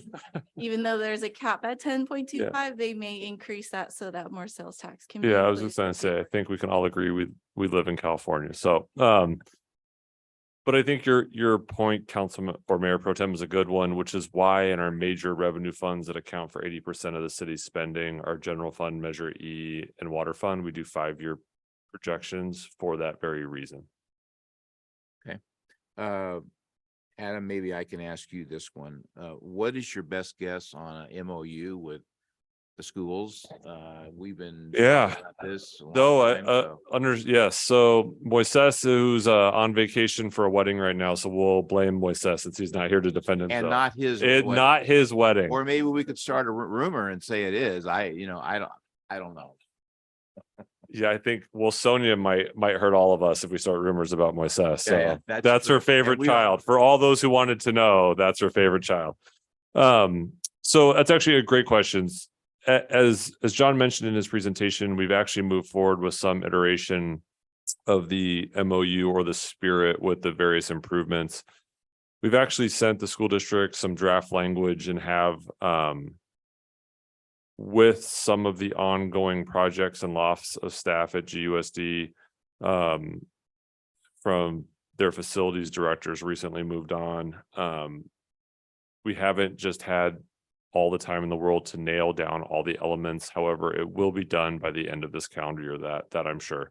Right. We'll actually be back before the school board when they come back into session. And we'll be back before the city council with a status update in some major areas on what we're doing, but we have walked some of the sites. We are looking at expansion on some of the allowable fields. The spirit of the MOU is alive and well. We've worked with GUSD on some soccer field issues. The mayor's raised some traffic concerns around Stanton Elementary School that we're trying to work through them with. Hopefully we have a solution. So, but by the end of this calendar year, we will have an MOU presented for council consideration, the school board's consideration. Great. Thank you. And again, I just want to say thank you to the staff, and the public needs to know that the city is very, very strong, and that is a good thing. So thank you. Thanks, Mendel. Just get a couple of questions in general. When exactly did the budget process begin? How long have you guys been working on this? It truly never ends. It's all year, all day, every day. For the 2-year biennial budget process starts for me probably in November, December, when I'm putting the instructions together. And then, so I was thinking about that when I said it's we got about 6 steps where we meet with departments all the way through today. So it's a little bit more than 1 month for each step, but it really is, it's about a probably 7-month process for the 2-year budget process. And all year we're checking it and rechecking it, make sure that we have funds. If we need to move the transfers between line items, we can do that. And then also we come back to council if more additional appropriations are needed. So that budget process is constant. It's a circle. And I would just add, Mayor, to that, just to provide everyone context. In November and December, the city's finishing up its financial statements for the preceding fiscal year, planning for the next fiscal year while monitoring the budget for the current fiscal year. And it's all happening at the same time. And Kyle and Brittany and the rest of the staff that works for Emory do a fantastic job, but appreciate you asking that question. It is crazy when we start that we're really dealing with 3 different fiscal years. And at the same time this year, they're putting in an ERP system. So yes, Kyle's responsible for that as well. Yes. Well, the point of summarizing all this in a couple of hours is pretty amazing. And I just think it's important for the public to know how much time and effort goes into this. Do you have any idea how many pages? We used to get a book. You remember we got a book with, oh yeah. And I have a feeling that the size of that book would be unbearable today. Yeah, I think last time we did it was over 300 pages. So. Oh, okay. Yeah, 350, I believe. Yeah, the online solution allows you to drill down a little more detail. And when we do the new ERP system, we even have more functionality, budget to actuals and more line item detail. So in that case, the budget book, if it was line item detail, would go from 300 to 600 or 700 pages, depending. Probably, yeah. Yeah, with all the new drill down capabilities we have. Okay, and I do have one concern I need to point out. The presentation we received tonight does not coincide with the presentation that's online. I'm guessing there were changes being made right up to the last minute. That we do have some geeks in the city that follow this very closely, and I'm Yeah. wondering if it's possible. Do you know where? by Yeah. Well, chance? no, I just know that as you're trying to follow it with what's online, the pages are not aligning. And there was more stuff in our presentation than what's actually on our website right now. So we have two different budget presentations, one for the evening session tonight and one for the budget session. This one's longer than the one this evening, which is a shorter presentation. Is Yeah. that right, Kyle? Yeah. Are we looking at the same budget presentations by chance? The one I have on computer right now is from the 4:30 meeting, so. Huh. I, Happy to look at that. I'm- Yeah. I just think it might be important because if Yeah, anybody absolutely. has any questions about it. yeah. Okay. We'll look into right it. now. But that's it. Thank you, everybody. That was a lot of information in a very short period of time. Everybody can take a deep breath now and relax a little bit. And if there is nothing else, I will adjourn our workshop at 6:32 PM and we'll see you all in about a half an hour.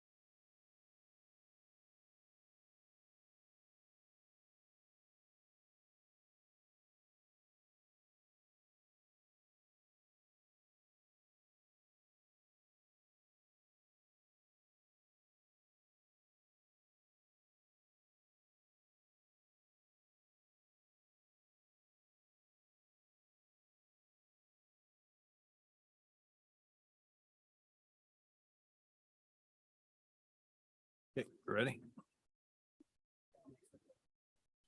You ready? I am ready. Okay. If I could go ahead and call our regular meeting of the Glendora City Council for Tuesday, June 27th, 2023 to order at 7:03 PM. Because Mendel was lost in the hallway somewhere. Don't know. Hey, for the audience here tonight, the City of Glendora utilizes a hybrid meeting format to allow for participation both in person and virtually.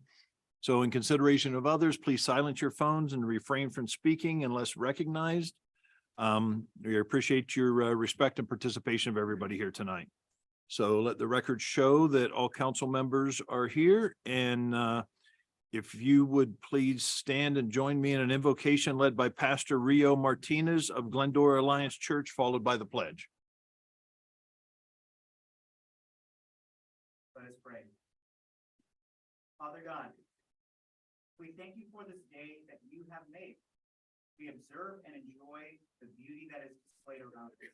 The warmth of the sun, the clear blue skies, the colors of the flowers all display your majesty. As we enter into the second week of summer, a new season with hope and expectation, excitement and productivity, memories to be made, and restoration of the soul, may we be reminded that as you cause the seasons to change to bring about new things, good things, may the city of Glendora look forward to the next season of city life with hope and expectation, excitement and productivity, memories to be made, and a restoration of the soul. Yes, let us forge ahead into a new season with confidence and determination, with eyes fixed on you, knowing that you not only caused the seasons to change, but you sustain all things by your goodness and your wisdom. We ask you to continue to sustain us in all things. Give us wisdom and joy in all we put our hand to. Bless this council with favor. Bless the people in this chamber. Bless our teachers, police, firefighters, and first responders, and shield us from evil and corruption. We commit this meeting to you. In the name of Jesus, we pray, amen. Amen. And please join me in the pledge to our flag. I pledge allegiance to the flag of the United States of America and to the republic for which it stands, one nation, under God, indivisible, with liberty and justice for all.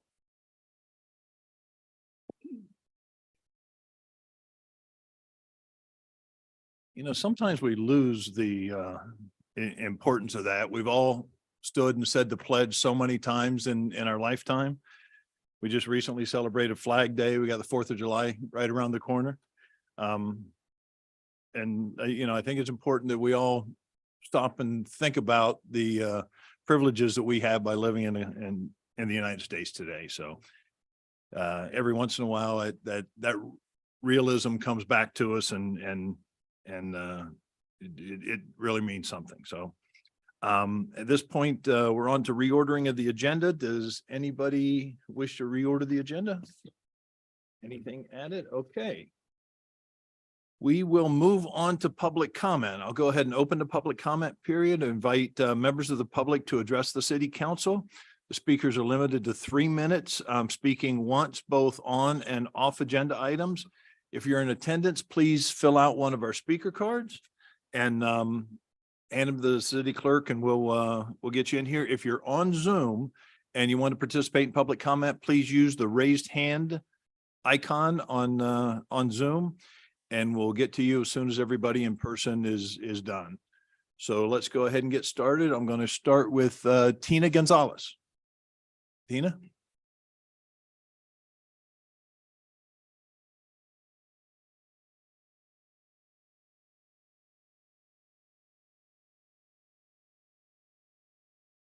Okay, welcome, Tina. Hi. Good evening. I am Tina Gonzalez, a longtime resident of the city of Glendora and founder of Hearts of Hope for the Homeless, San Gabriel Valley in 2015. I've been helping the homeless in treatment centers, recovery programs, collecting and distributing food and clothing donations, all while maintaining a 45-hour-a-week job. I do not receive a single penny in financial assistance for my time or energy. When I started this journey, Glendora held monthly meetings on how we were going to combat and overcome the homeless situation, joining efforts with the 4 other local cities. In mid-February, one of our homeless gals got beat up so badly she almost lost her life. The plan was to let her stay at my house for 2 weeks after the hospital release while we made plans for housing, for damages done to her personal property, and her status at her job. She's had a steady minimum wage employment, I might add, a very valued employee for 15 months. She is currently in training for manager's position with that company. She has been working with Union Station for more than 4 years for housing. I contacted Glendora's liaison for the homeless and resources and got Lakota involved to help. This gal has reached out to her Union Station rep to find out what her housing status was, to Lakota reps for assistance in housing and transportation, to the Department of Mental Health reps for counseling for emotional and physical abuse that she endured, and to the Glendora Police Department to clear up some tickets that were preventing her from registering her vehicle, her only means of transportation, and for some time, her living quarters. 2 weeks ago, this gal and I agreed that her last day for staying at the house was going to be June 30th. She notified Union Station, Lakota, the City of Glendora Homeless Liaison of the agreement, and that there was even greater urgency to locate transitional housing. Based on her salary, she can afford $700 a month within that transitional housing. The response from the housing and counseling resources has been silent, not even offering to put her up in a hotel. And in all the years that Glendora has been working with the homeless and paying for hotel rooms, this gal has never once been offered that opportunity. Union Station responded, though, within 24 hours by showing up at her work and handing her a tent to live in along the freeway where you and Caltrans are doing your best to eliminate homeless that have found shelter there. A tent so her assailant, who has yet to be captured, can find her and beat the living daylights out of her again and truthfully kill her. A tent so that she can relapse back into depression and unworthiness and possibly start using drugs again because of the depression and the people that will be around her. On June 30th, she is going to be back on the streets unless you do something better. You have the funds, you have the resources, and you have been given the directive by the state of California and the county of Los Angeles to get the homeless off the streets.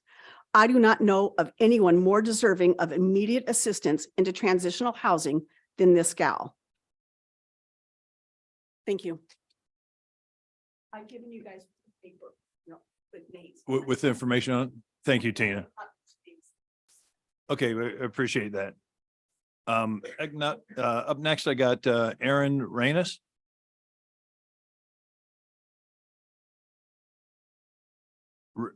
Reienes. Oh, okay. Okay. Thanks. Welcome, Aaron.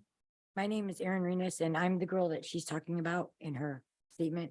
I don't want to go back to the streets. I don't want to go back to the side of the freeway. I pay over $600 a month in back child support, so I can't afford a big down deposit for a place to live, and it's keeping me on the streets. I mean, I can pay $700 a month. I've been working with Union Station and Lakota. I'm trying to get housing so I don't have to be in my car on the streets. I do work at the gas station. I work at 5 different gas stations, as a matter of fact, through one company. I'm trying to do everything I can on my end to get housing. And I kind of feel like they tell me a list of things to do and I do them, and then I come back and they haven't done, like, I feel like they're dropping the ball.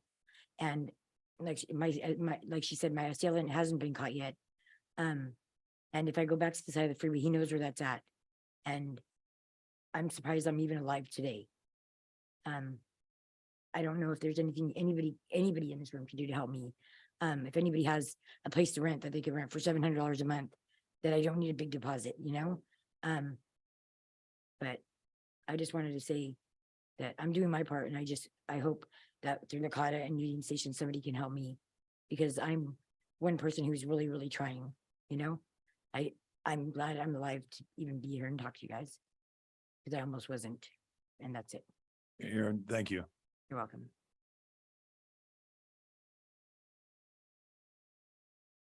Up next, I got Melinda DeWicious. Good evening, Melinda. Well, hello. Good evening, Mayor Boyer and council members. I did bring some supplemental documents, if I may. Can I pass them? Oh, okay. I'm speaking today on behalf of myself and my neighborhood in the cul-de-sac that I live in. I live in District 2, and we have been having a coyote infestation. And by infestation, I mean 2 adult coyotes and 5 puppies that are residing in my yard. And we are all prisoners in our neighborhood. We do not feel comfortable leaving our homes, going in the front yard or the backyard. We can't enjoy our yards or our patios. There's feces all over the sidewalk, in the street, in our own yards. It's really unsanitary. It just does not make for a pleasant living environment. And with summer coming, when we want to be outdoors and enjoying the beautiful sunshine, we're not able to. And I know there's a coyote management task force that some of us have reached out to. However, they only work on education. They don't do any type of relocation or any other type of intervention. So I think on behalf of myself and my neighbors, what we're hoping to achieve is some type of intervention. I don't know what that looks like. I don't know what it is. I don't know what is within the jurisdiction of the city, but maybe with partnerships of other organizations, something can be done. I know there's another neighbor of mine here who's also going to speak on the same topic. So obviously, we are very concerned about this. And every day the coyotes get more and more brazen. I think it was this morning or yesterday when I was leaving for work, the little puppies, they ran instantly when they saw me, but then they kind of weren't so scared of me anymore. And they started to come back, and I hadn't even gotten in my car yet.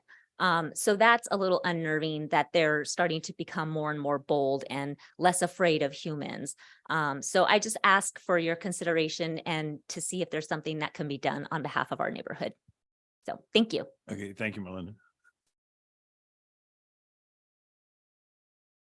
Next up, Larry Day.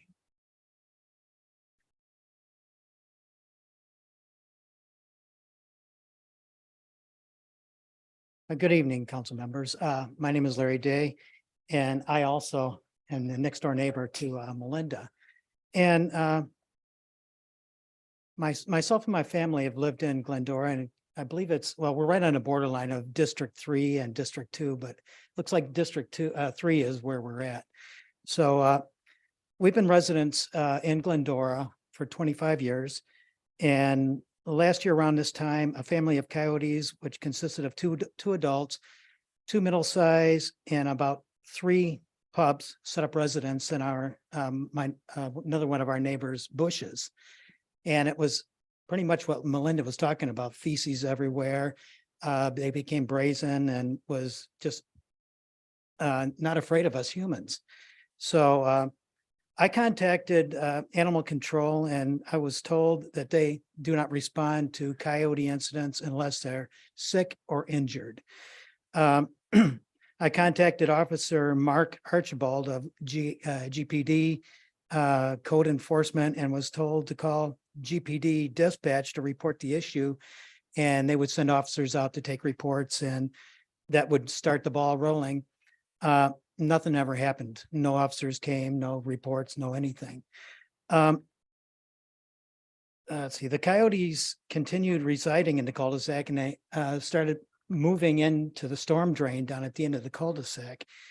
Around the beginning of June this year, a new litter, which Melinda was talking about, this living in her backyard and all over the street and other people's yards, and the pups hide out in the storm drain as well. Let's see. They're out all day long and basking in the sun. And when we come out, they just kind of look at us and just go about their business. They're, like Melinda said, they're becoming brazen and not afraid of humans anymore. There is a family with small children living on our block, and I'm concerned when the pups grow up that these children may become victims of these coyotes, and something needs to be done. The occasional coyote passing in the night or whatever, that's going to happen. That's not the issue. It's the family setting up residence and setting like a pace for that to happen. Now, City of Glendora should take proactive measures in resolving this issue and not wait until it becomes crisis management. Thank you very much. Thank you, Larry. And just so you know, we will address these things when we're all done with public comment. So, next up, I've got Ian Lawrence. Ian? Welcome, Ian. Hi. So evening, Mayor Boyer and Council. My name is Ian Lawrence. Like we said, I live up the street in the village and I'm a board member of the Glendora Historical Society. Actually, Councilwoman Davis, I wanted to congratulate you on the mural in your church. I really like it. And I think it's a good example of how historic buildings can kind of live and change with the times and change again when you're done with that. I wanted to say that Glendora is a special place. I grew up in LA and it's not necessarily special everywhere out there. I mean, here you can go to a neighbor's barbecue and you meet people whose last name is on the street signs, whose great grandparents came here and helped make this town. And I chose to move here and I chose to stay here because it's a place where that matters. As you can maybe guess, I'm here to talk a little bit about the lights. Earlier this month, the proposal for a lighting district went down in flames. The problem is that it wasn't necessarily a proposal that respected our history. I've talked to my neighbors, many of them who even voted no, and they thought that that meant that somehow the lighting could be saved because the thing that jumped out at them is that it involves sending the old lighting to scrap. I mean, for some perspective, the lighting was put in by people at this side of the wall and it's lasted all through these years. I mean, yes, it's been off for a little while, but they have been of service to our community. When I drive down the streets and I just keep seeing like how it gives us a sense of cohesion and it tells me this is a special place. This is Glendora. Now there is some grant money that's still somewhere. And my hope just as a resident and also from the historical society is that we'll think of something a little better to do with these lights and just throw them away. I know there's other things out there. For instance, I noticed at the transportation department, they have all these beautiful pictures of lights that look very much like the historic lighting going down to the Gold Line station. I know there's some lights in the park, although there doesn't seem to be much provenance going on there where people know where they come from, but at least a few of them are some of the old street lights. There's schools, there's something. We need to do something a little better with our history than just throw them away. So please keep that in mind if you can. Thank you. Okay, appreciate it. Thank you, Ian. And then next up, I've got Battalion Chief Steve Cabrera. Welcome, Chief. Good evening, Mayor Boyer, fellow council members. My name is Steve Cabrera. I'm a battalion chief with the Los Angeles County Fire Department. And the purpose of tonight's visit is to remind all of our community members that all fireworks are illegal in the city of Glendora. And that includes safe and sane fireworks as well. And if anyone is in possession of these fireworks, there could be a fine up to $1,000. So it's pretty serious.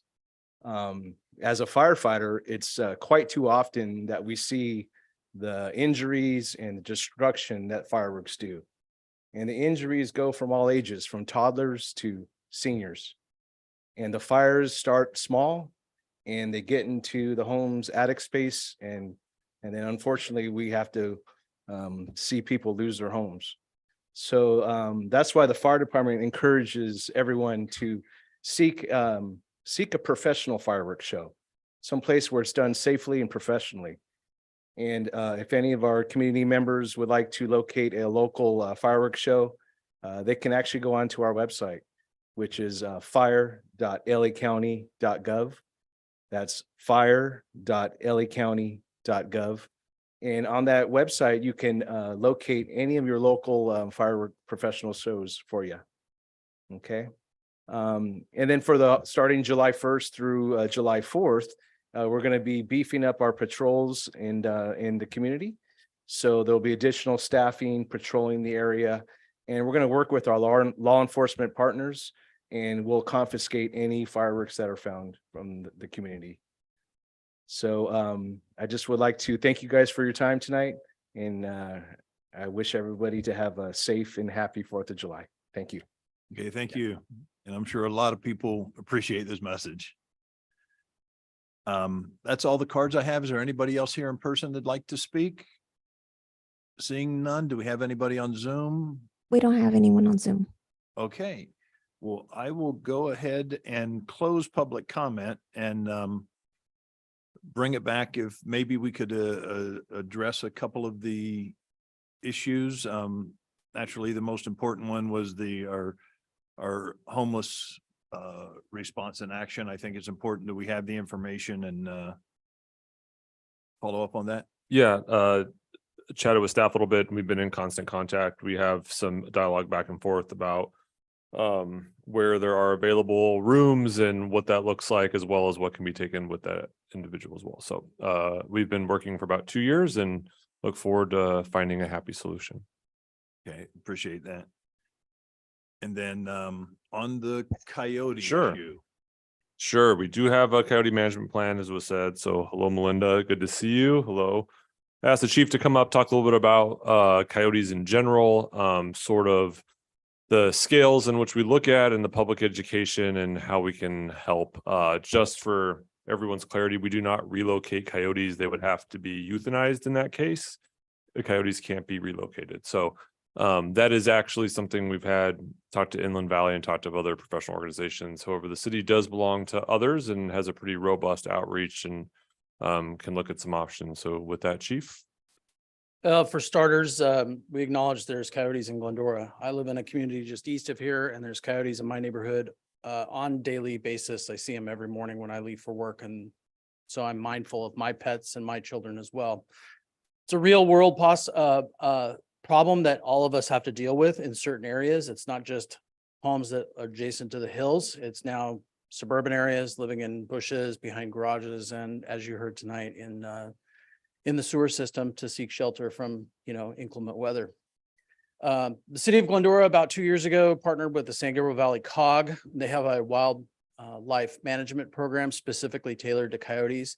As you heard one of the speakers tonight talk about, who was directed there, they do offer educational materials. They do not offer relocation. As the city manager indicated, relocation isn't done unless we have a dangerous coyote that has attacked a human being.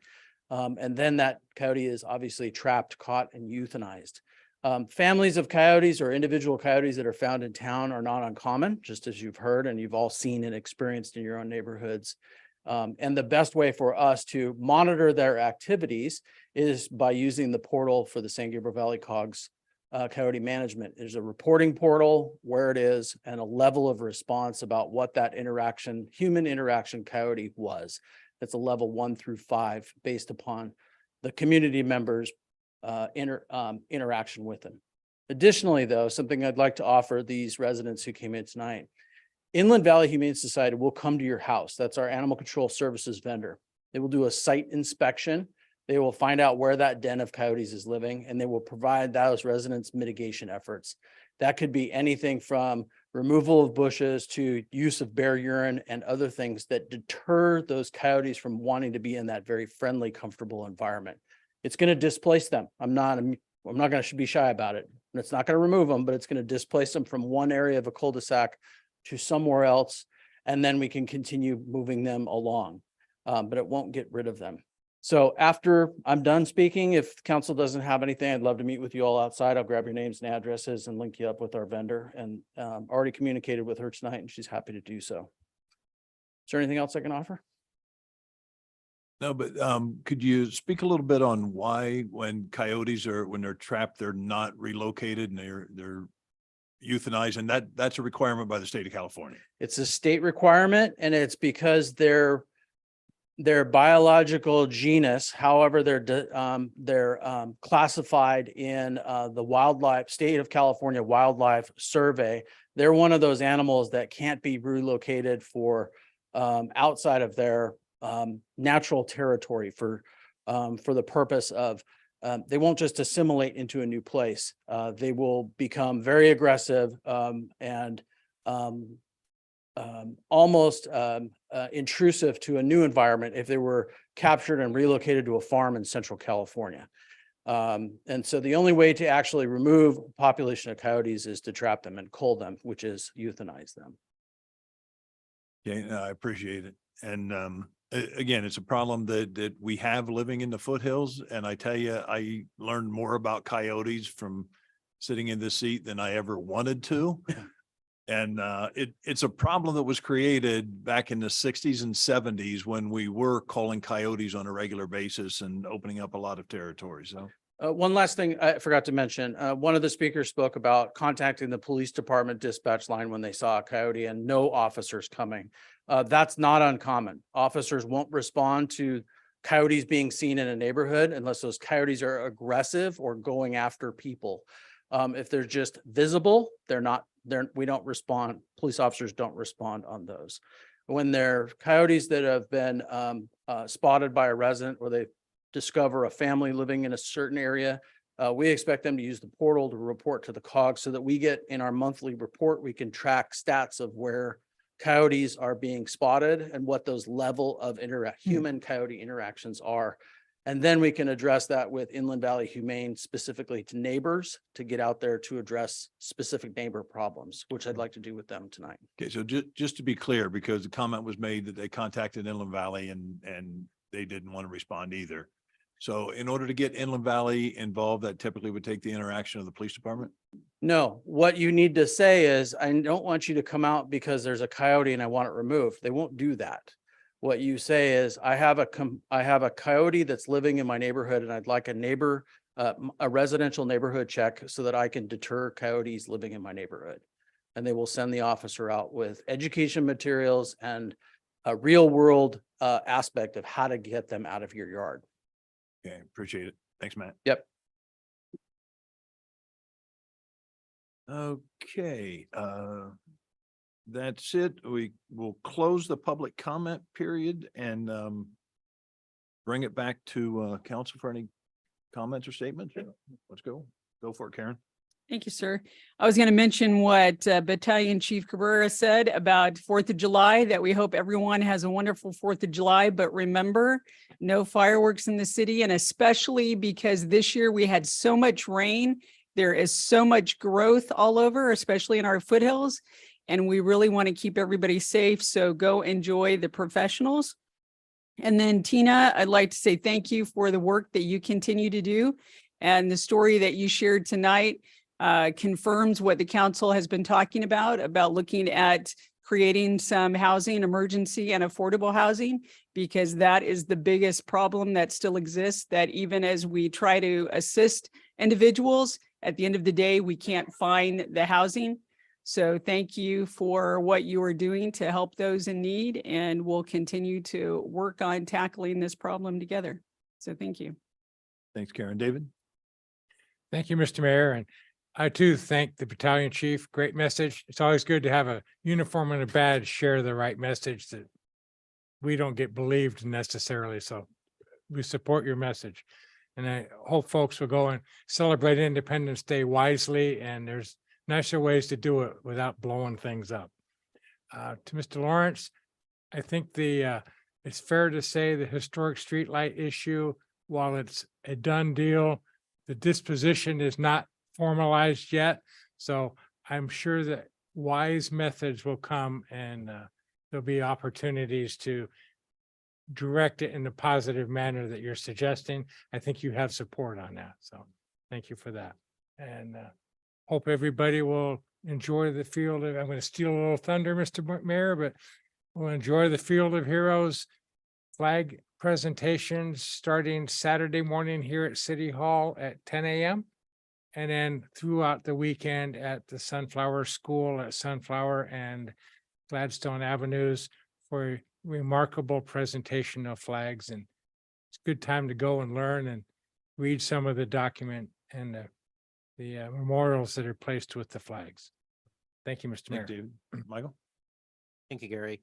Chief, could you come up for a second?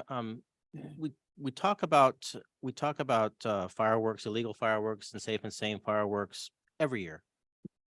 And 4th of July sounds like a war zone's going on in many places. And from what I'm hearing from our police department, is really, really difficult to catch these folks because you have to actually catch them in the act to be able to do anything. Do you folks, you can confiscate, but you cannot ticket or you cannot arrest, or you can't do anything of that nature. Yeah, that's correct. So the fire department will confiscate the fireworks and we do our best to notify the local law agency, whether it's Glendora PD or the sheriff's department. And that the law enforcement agency has the authority to issue the citation. And a lot of times those fines can incur up to $1,000 depending on what the district attorney is going to go after for that. But yeah, it is very difficult to catch people in the act. So in that case, we just encourage the citizens to make notifications to law or fire, and we'll come out and we'll investigate that situation. But we really, it's just the injuries are just, they shouldn't be happening anymore. Do you ever go out with PD? Yes.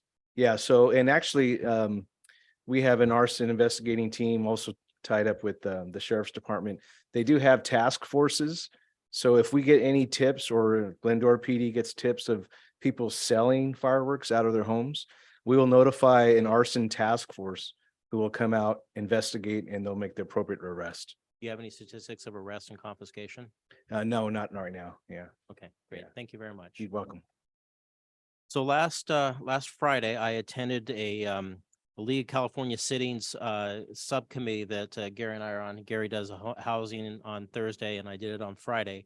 And it was an interesting twist because in the past, not so much on local control, but almost the whole entire meeting from 10 to 2 was about local control and CalPERS. It was refreshing to see that for a change. It seems like many different cities with up and down the state of California are really upset and they're done with the central planning of the state of California and want local control back.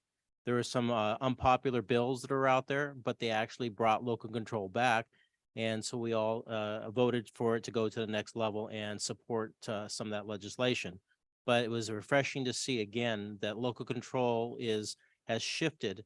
So many of the other cities out there in the past did not want local control. They wanted one size fits all.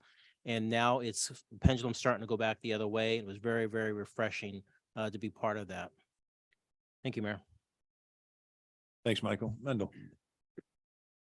Mayor, thank you. And I want to echo what has been said about the 4th. Have a great day. Pause and think about the fact that we are free. And the country is not a perfect one, but it's just really good to be free and experience those things that we get, like to be able to worship, and the schools, the healthcare that we have, a lot of different things. Last Saturday, the 5 of us went to a Gold Line event, now called the A Line, to see the last clip put into the 9.1 mile experience that you have been seeing built. Did you take that out? Yeah. I did not take it out. There's one that is missing. No, that is not true. So back in the day, there used to be spikes because you have the tracks and then a wood tie, right? And I see some of the folks saying, yes, well, this train has obviously the track, but a concrete tie. All right. So this E-clip is what it's called, goes around or goes through the track and is nailed and clipped into that tie. And there's been 230,630 of these things put in to make sure that track does not move. And these cost about $2.50 each. Now that's a lot, but last year the Gold Line spent $280 million. So this is kind of a rounding error when you think about really what was spent. But that was a very, very important day for us all. The work is just about done. We're 72% done.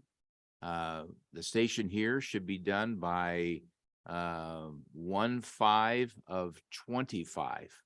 So just just 6 or 7 months left. And no, 18 months left. And so this was a big day, and good things are occurring. The goal line is moving along well. The most important thing is that we often hear about government stuff. The budget is way past what it should be.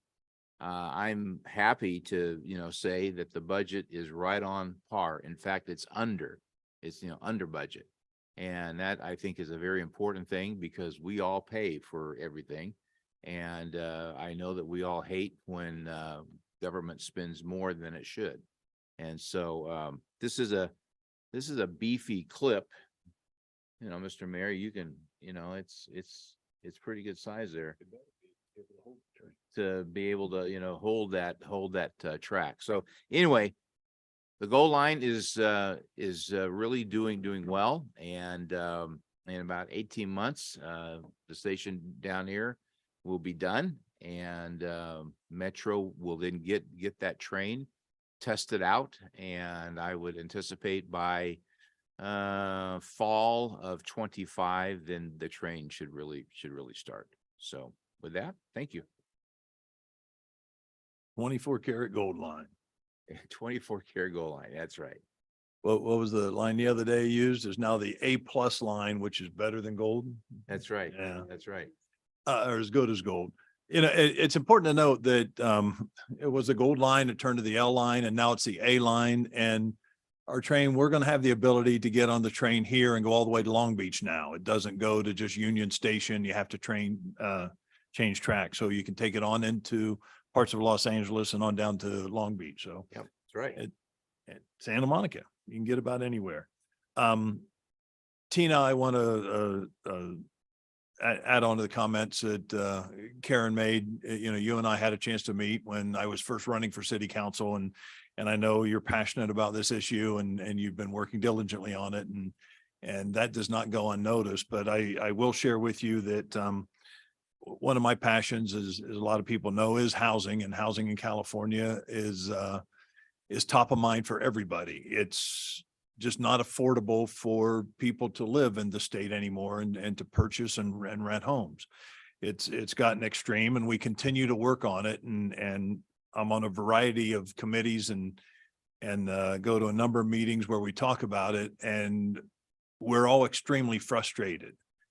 We don't have an answer. I was at a meeting last night that a group of us were talking about the homeless situation and the number of dollars that we have invested into this issue, and it's continued to get worse.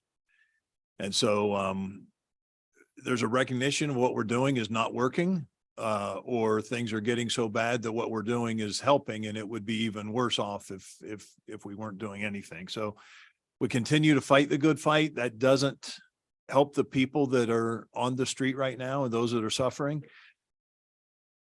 Yes, but it is, I wish I had an answer, but it is just something that is top of mind for all of us, and it is part of a bigger conversation.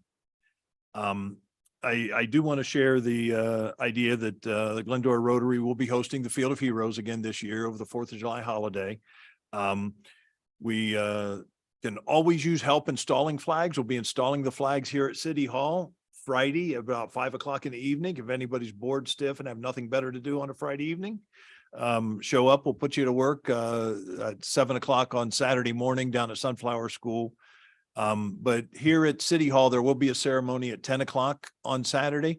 We have the honor of having Congresswoman Grace Napolitano and Congresswoman Judy Chu will both be joining us for this ceremony this year. So we're looking forward to that. It still isn't too late to sponsor a flag for somebody that you consider a hero in your life. You can just Google Glendora Field of Heroes or Glendora Rotary Field of Heroes, and you can get the information on that. But we look forward. It's a very good way to celebrate. It's not a lot of celebration, but I tell you, every year as we're putting these flags up and we have the opportunity to spend time among them and talk to people as they come and have the chance to see the display, it's always a very moving event for us. So please enjoy them, and look forward to doing it for years to come. With that, Adam, anything to add? Okay.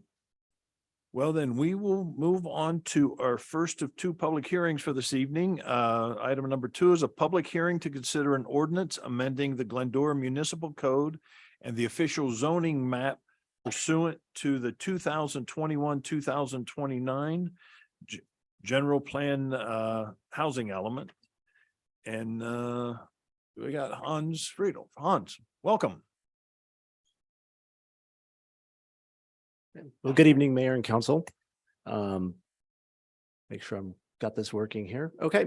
Well, I'm here tonight to present an ordinance amending the Glendora Municipal Code, specifically the zoning code and Arrow Highway and Route 66 specific plans, and updating the official zoning map to implement programs 8 and 9 of the housing element. But by way of some background, the council adopted the 6-cycle housing element in December of 2022.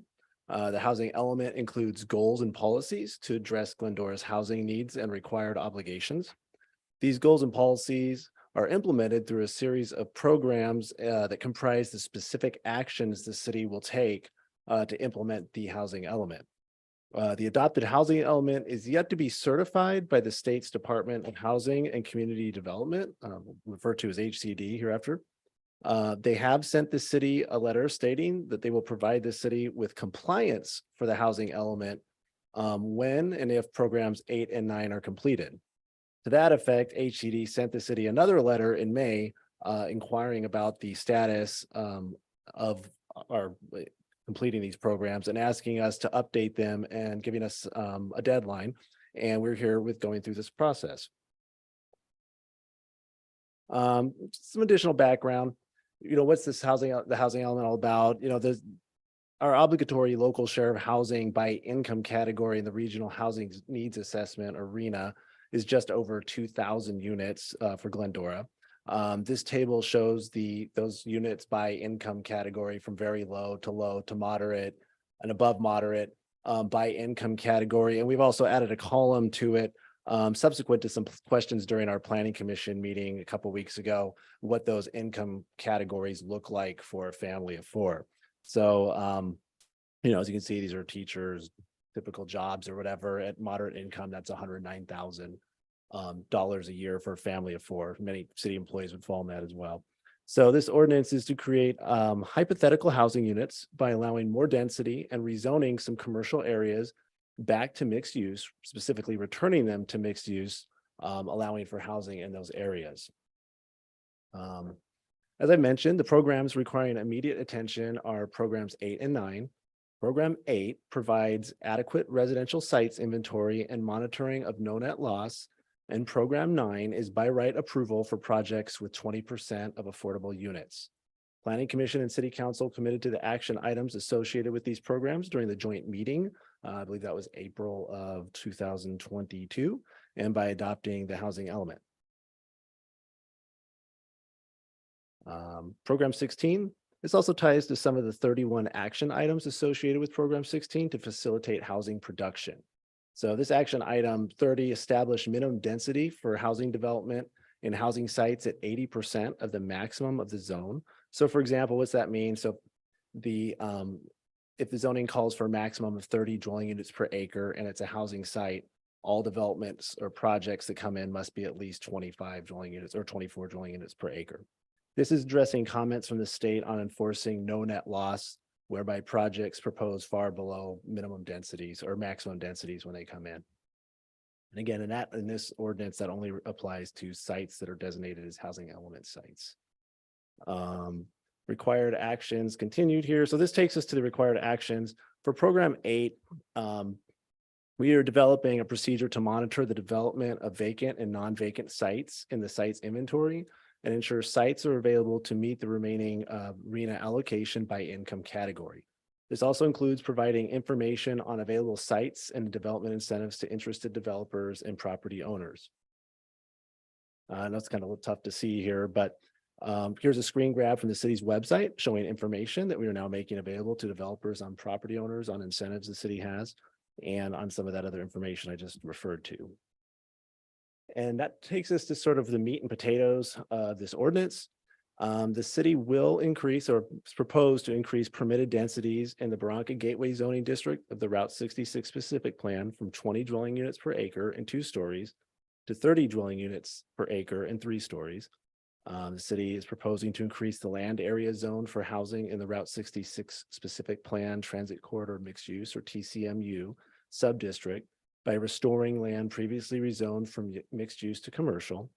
The city is proposing increasing density in the Arrow Highway specific plan from 25 dwelling units per acre and 2 to 3 stories to 30 dwelling units per acre and 3 stories.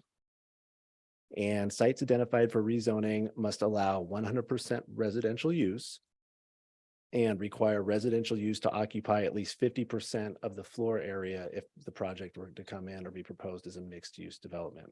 And that's some combination of commercial and residential development or other uses that include residential. I can toggle between these two maps. If we need to come back to these, they're here. But this is the Route 66 specific plan. That radius, so the line sort of 2 circles is what it looks like. That goes out to 2,000 feet. So this map's roughly, it's kind of a tough area to see on a graphic because it's, we're looking at almost 2 miles here of Route 66. But it shows the specific subzone areas of Route 66 and Arrow Highway proposed for rezoning changes and allowing for additional density. That's a good point here, and I'll show the Arrow Highway one here, and I'll go back to the Route 66 one. So here's Arrow Highway. It's longer. So again, as you can see, the 2,000-foot buffer is there. We're looking at roughly 3 linear miles here, and that shows it's a little difficult to see, but the different sub zones, the Arrow Highway specific plan, mixed use, transit, high residential, MJCC, and there's a table here I can go through to correlate with those if we want. Where those density increases are proposed. And our local code triggers a notice of 2,000 feet from all areas where housing density is to be increased. And so it's the biggest one I've worked on here. We sent letters to about 6,000 different property owners with encompassed in but that buffer there. And we used a third party to help with that. We did receive probably 20 or 30 phone calls through that process and some emails and folks coming into the counter. And as you can see, a lot of these areas, about half, in fact, on the Arrow Highway one here are not in the city of Glendora. They're, LA, Covina, Azusa, et cetera. So, Charter Oaks, we received, most of the calls were questions, people just kind of curious what was happening. A lot of folks, assumed maybe this was tied to a specific development or affordable housing program or something and not, rezoning theoretical housing units. We got a few opposed. Some folks opposed at the planning commission meeting, one call in support. So that was sort of a summary of that. Again, I can come back to this. So this takes us to required actions 8 and 9, or required action 9. And this is program 9, by right approval for projects with 20% affordable units. So pursuant to California Government Code, residential development with at least 20% housing units affordable to lower income households, which we kind of looked at earlier in that table, shall be allowed by right when the housing site has been included in a previous housing element revision planning period, or the housing site is subject to rezoning required for compliance in the current planning period, and required rezoning has not been completed before the statutory deadline. The statutory deadline was roughly October 2021.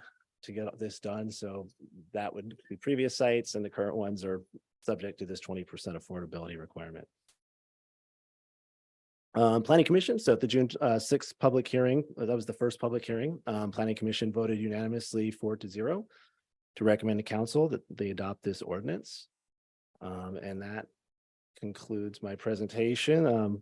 Staff is recommending that City Council adopt the ordinance. Thank you. Okay, thanks, Hans. At this point, I'd like to open public comment on for the public hearing. And I do have one public comment card. You can just bring it up when you come up. Okay, so let's start. I got Lisa Rose. Lisa. Welcome, Lisa. Thank you. Let's see. So I got the letter and I wasn't able to read the map very well. It kind of showed me Arrow Highway, but I think it goes from Valley Center to, is it Barranca? On Arrow Highway. So I live between Sunflower and Bonnie Cove, and we already have a parking issue on the street of Arrow Highway. And we have people living in RVs on the street. So we already have a parking issue there.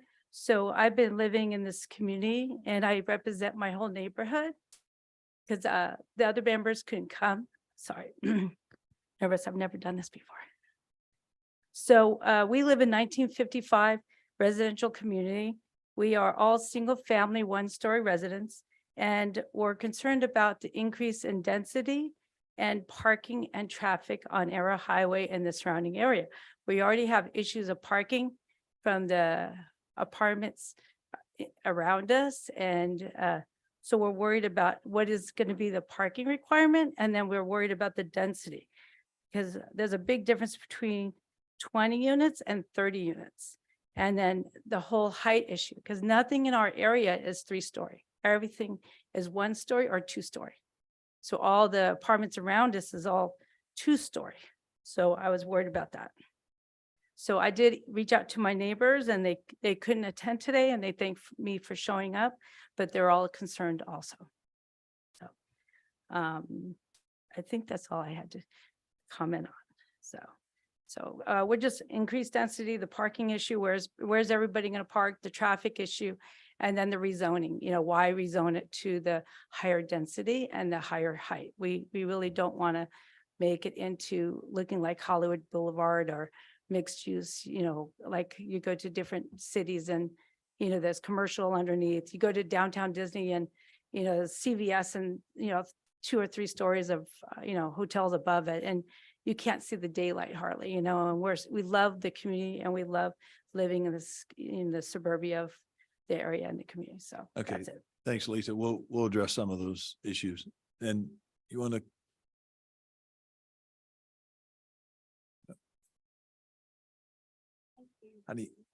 Well, Hello. introduce yourself and. Hi, I'm Joanne Dalmore. Hi. Thank you. I have a question regarding the first speech. I live on the Arrow Highway corridor. That's on the map there. And then when I was just listening to that speech, I heard the development of vacant and non-vacant sites. So my question is about the non-vacant site, because my site is non-vacant. So what does that mean for me as a homeowner when we talk about development of non-vacant sites in that corridor? And that's my question. Okay, well, if you have anything else, we'll be able to answer those questions No, later on. that Okay. was, when he said that, I thought maybe the rezoning was going to be for the non-vacant sites. Okay. But clearly my home is on that arrow map, my home is in there. And so now I'm concerned about how are we going to develop vacant sites? And that's my question. Okay, understand. Thank you. Thank you. Okay, do we have anyone else in person that would like to speak? If, back in the back. Go ahead and speak, and then if you would, grab a card and fill it out for us. Oh, sure. will. Appreciate it. Thank Thanks. you. I didn't know how to do this thank you very much. My name is Jerry Vachon and I live in on Bagnell Street, which is, when I looked at the map, it was kind of threw me off because right where they're looking at is that shopping center right there. It concerns me because of the height. It concerns me because there's a lot of traffic in that area, Barranca and Barranca and Route 66. The thing is, that we look at, our housing value has gone up, of course. What would it do to housing? We do have a lot of people who right now there's DaVita there, and I didn't like it at first because there's a bright light there, but I like it because there's a camera there all the time, and there's no people sleeping back there. Before the DaVita was there was people sleeping. We had to call through there. We're on the other side of the wall. I'm right there facing. We're right next to on Bagnell, right next to these there. it concerns me about the traffic, concerns me about the extra people that are coming in. 3 stories, there's a lot of, like, one thing I read when I was looking at it, saying, oh, there's mixed use where they'll have building or they'll have shops on the bottom and stores. Well, we have several of those on, and all the shops are vacant. They're looking for, or they're dentists. They were talking about increase of traffic, increase of walking, people walking. People aren't walking down there. There's all the shops or whatever is not really shops. They're either like orthodontist or something that doesn't create the walking. Grand and that avenue creates some, but it's just, my concern is that the extra amount of people, extra amount of traffic, because there's already accidents quite a bit, and then in that corner right there. It's noisy, we're a little bit noisy, but we like where we're at. We've been there for about 10 years. And it just concerns us, do we have to move, because of what they're going to build. We know construction is only so long, but what's going to happen afterwards? Because I've seen there's several on Route 66, other buildings that are 3 stories, other apartment buildings that are 3 stories. And one fairly newer, I should say, and it doesn't look, and it wasn't the upkeep wasn't there. So what happens if the upkeep doesn't go? What happens about that if it goes down? That's my concern. So thank you for Okay, appreciate it. Thank you. Thank you very much. Okay, do we have any public comment on Zoom? No, we do not. Okay, with that, I'll go ahead and close public comment and bring it back to council for questions and deliberation. Who wants to go first? Michael, go. So Hans, can you address some of these issues? And for the folks listening and here tonight, this is mandated by the state of California. We're forced to do this or else we'll get sued and all kinds of crazy things. Hans, can you address one is the parking issue, because we're limited. In fact, if the state had their way, we would not have any parking requirements. So Hans, can you address that? Sure, council members. So there's a few things here, and I've taken a couple of notes. So in terms of kind of the 30,000 foot view, this is, it's a rezoning. It's not tied to and a zoning density increase. So some of it's not a rezoning. It's just amending the existing zoning. It's not tied to a specific development or project. So I think that's important to mention. So this action itself isn't going to change the parking at all. Projects will take a couple of years to come through the process. We have a development review process for those. They will have to submit to the city. They will have to meet all of the zoning requirements that we have in place at the time they're submitted. So we do check and review developments to meet with where we can apply parking. As we know, there are some cases where we can't have parking requirements, ADUs as an example, but they will be required to meet parking standards. And so when if a specific project or development, multifamily, mixed use, whatever were to come in, it will be reviewed through our development review process for compliance with the parking standards that we're allowed to enforce. In terms of Arrow Highway, so much of Glendora, pretty much the entire city, with the exception of some specific permits which are processed through the police department, we do not allow overnight parking on city streets. That can be enforced throughout the city unless they have a permit, which they have to display and pick up, at the police department. Arrow Highway is kind of unique in that basically everything in this street right away is outside the city of Glendora. So we cannot enforce our on-street overnight parking requirements on Arrow Highway, LA County, Covina, et cetera. So that's kind of a unique fact with Arrow Highway that does not apply to Route 66. I think there was does that answer the Also parking? the enhancements of vacant land and already. Yeah, so I was looking, thank you. I think that came up for program 8, which is we're to develop a procedure to monitor the development, basically report back to the state of vacant and non-vacant sites in our residential sites inventory in the housing element, and ensure that there are still adequate sites available to meet the remaining, RENA allocation by income category. So it's simply a reporting methodology that we'll be using. The amendment, the zoning change, the zoning amendment, density changes, they would apply equally to the areas in the map, which I can go back here. I don't know if I can get out of this. Let's see. looks like I'm driving. I'm going forward here. Bear with me one moment here. We'll get to.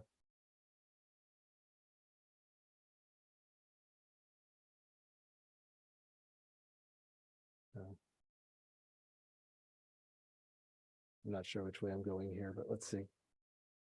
No. Yeah, Hold on. well, And they're done that. yeah. I'm trying to find the map the map exhibit I had in here, like this one, for example. Okay, so those, thank you for indulging me there. I don't know if my left or right is forward or backward here. These areas that we're proposing for increased density, or in the case of the Route 66 plan, which is an outline, it's a rezoning, which is from Route 66 RSC to TCMU on the right there. That applies equally whether the site's vacant or non-vacant. So, but there's no sort of like, I think we received a couple of calls, for example, on, would we be eminent domain people's houses or existing properties or something like that? And that's not the case with this. It's simply a zoning action as required by the state. And the 30 units per acre is kind of the minimum we kind of had to start with, because we had some higher densities we could have done. Now can you speak to the bonus densities that they can get beyond the 30 units per acre mandated by the state? I don't have the exact density amounts by affordable category memorized. I don't know if Jeff is here. He may know those a little better, but if there's certain amounts of affordable housing mixed in with their proposal, the state does provide where they can go above some of those maximum density thresholds per category if they're following, there's all these things, union jobs or certain wage being paid, prevailing wages being paid for the work, and what income category they're going for. So there is that possibility that they could go above that maximum density threshold if they had that affordable component and met those other criteria as part of that submittal to the city. That is a possibility. So Adam, isn't that 20%? No, well, it's a sliding scale based on the affordability level and percentage of units that's there, and it depends. There's parking considerations, there's height and density considerations, there's several items that are in there pursuant to state law. So the state of California, it tells us how that's applied. I will say this.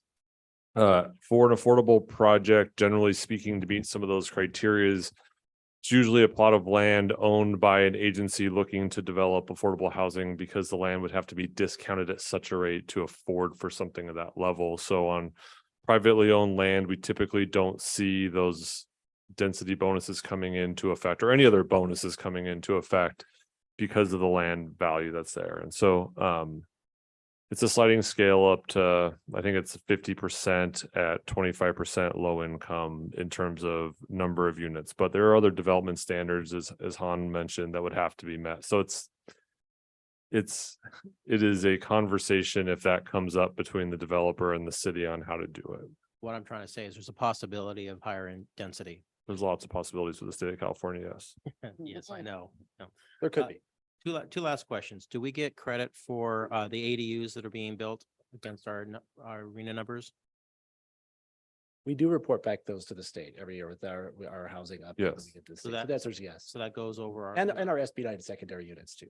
Okay, so we get credit for that build. And secondly, the last one is no net loss. So can you do a trade for by parcel? So can you have like one parcel that you we're going to change the density or change its use, but swap it out for another location and still have the same number of units that you've committed to? Of a transfer of development rights. Yeah, it's a little more tricky than that. Is it a housing site in your housing element, as Hans mentioned earlier? So that's not a straightforward answer. Typically, the answer is no. You don't reduce density in an area. But if you kept the no net loss, the same number of homes or Right. doors. So this is a conversation we had when we talked about other land distribution. It is a case by case basis, depending on if it's been a site in your housing element in previous housing. It is not straightforward. Generally speaking, the state of California dissuades you from downzoning. Here comes Jeff. That's it. And it's my understanding now of state law that you cannot rezone to reduce residential density. But can you rezone to make up for it, swap? Maybe we sort of went through a number of different scenarios when we crafted the housing element to where we were going to put our density, but you have to comply with the no net loss law. So you have to make sure you have enough units you know, to meet your And- your RENA number. within And the Jeff, can you city. talk a little bit about rezoning and the process that would take and the CEQA implications? And Well, it's not yeah, I just, mean, it's if- not straightforward or fast. Yeah, I don't think what you're asking is, can we go a different route than what we've Well, adopted? let's say a bigger project came along in an area that we didn't zone for it, but it was conducive to build a higher density. And could we unzone or change something somewhere else and still hold the number of units we promised to Yeah, zone I for? don't know the answer to that question right now. Okay, all right. Thank you. That's all the questions I have. Our legal counsel has advised us that the correct answer is maybe. Jeff, before you go Most away, attorney I answer ever. think an easier way to ask this question, we made some adjustments to lower our zoning density in 2017. Correct. Could we do that again today? No, we could not. That's the answer. Okay. Right, but if we kept it up. That's put the it Huntington someplace Beach else, though. lawsuit. So this is essentially the Huntington Beach lawsuit. We all know how that ended, so. Yeah, okay, thanks. Anything else? Okay, Mendel? Yeah. Thank you, staff. Hans, you did a great job, Jeff. Public needs to know that we've been working on this for several months, if not a year or more. As has been said, this is something that the state says you must do. So as Gary and I spoke with 100 or so folks about a month ago, there's a sense from some folks that live here that we want kind of cool spots to go eat that we don't have. We want stores that we don't have, but we don't want more people, because then we have to walk more because we can't park close. So have you ever heard that? Okay, so we are walking a very fine line here, because this is our third attempt to get the state to sign off on something that we have to do. We just have to do. The state says you have to do this. The worst case is, if we don't do it, as Michael said, we will get sued, or the state could come in and say, well, we'll take your job of making sure that housing is done here. And you don't want that. We don't want that. So staff has done a tremendous job. The council has done its very best job to try to navigate that fine line to appease the state for housing. And some of that's good, because if more people live here, then hopefully more kids will come here and the schools will continue to, grow. Yes, we may have to walk a block or two more to where we want to go, but maybe we'll get nicer places to eat or different stores that we have to complement the awesome stores that we have now. But it's a fine line. And I think everybody has done their very best to accommodate the state rules and law that they are putting on every city within the entire state. This is not just us, it's everyone. So I have nothing to ask. I've heard it all. It's necessarily that I don't like it, but we've done the best job that we could. And I just want to say again, thank you to the staff. Thank you. Thanks, Mendel. Karen? Thank you, Hans, and thank you to everyone that's been working on this, I think for about a year now, meeting with council, meeting with the planning commission. And thank you to the residents that came out tonight to ask questions. It's important to ask questions, be informed. But I know a lot of time and effort's gone into this plan to make the best of this situation. And I think that we've done a good job. So thanks. David? Thank you, Mr. Mayor. Thank you, Hans. And while I've been an advocate about not losing local control and want to tell the state where they can move, but the only good thing that comes out of it is we do get to retain at this point. And if we move on it now, as opposed to waiting for the state to decide what they would like, we still have control of design elements so we can work on those concerns that were shared about lack of maintenance or appearance perhaps, or some parking issues. So we still have that. We're not losing it. Probably the best gain out of it is at the end of the day, if a developer comes and brings a project that works for Glendora, we get additional workforce housing, which we need, and it brings all those other great features that Mendel shared about more good places to eat and shop, and we all need to walk, so that's good. Thank you. Okay, thanks, David. A couple of things just to talk about. As far as I know, if we get our housing element approved by the state, we'll be the only city that I'm aware of that got our housing element approved without allowing 5 stories and 50 units to an acre. So that is a battle that we have been working on to try to figure out how to avoid that, because that's what the state of California wants. They want the entire state to be zoned for 5 stories, 50 units to an acre. That's a number that has been stuck in their mind for one reason or another. When it comes to parking, and we talk about parking, again, Big Brother wants us out of our cars. They want us on trains, they want us on buses, they want us walking, bicycles, skateboarding. I'm not sure, your skateboarding skills today, but I know mine aren't very good. But within a half a mile of our transit station, residential housing will be able to be built with 0 parking requirements. So absolutely 0 off-street parking requirements for housing. It's going to be within a half mile of the transit station.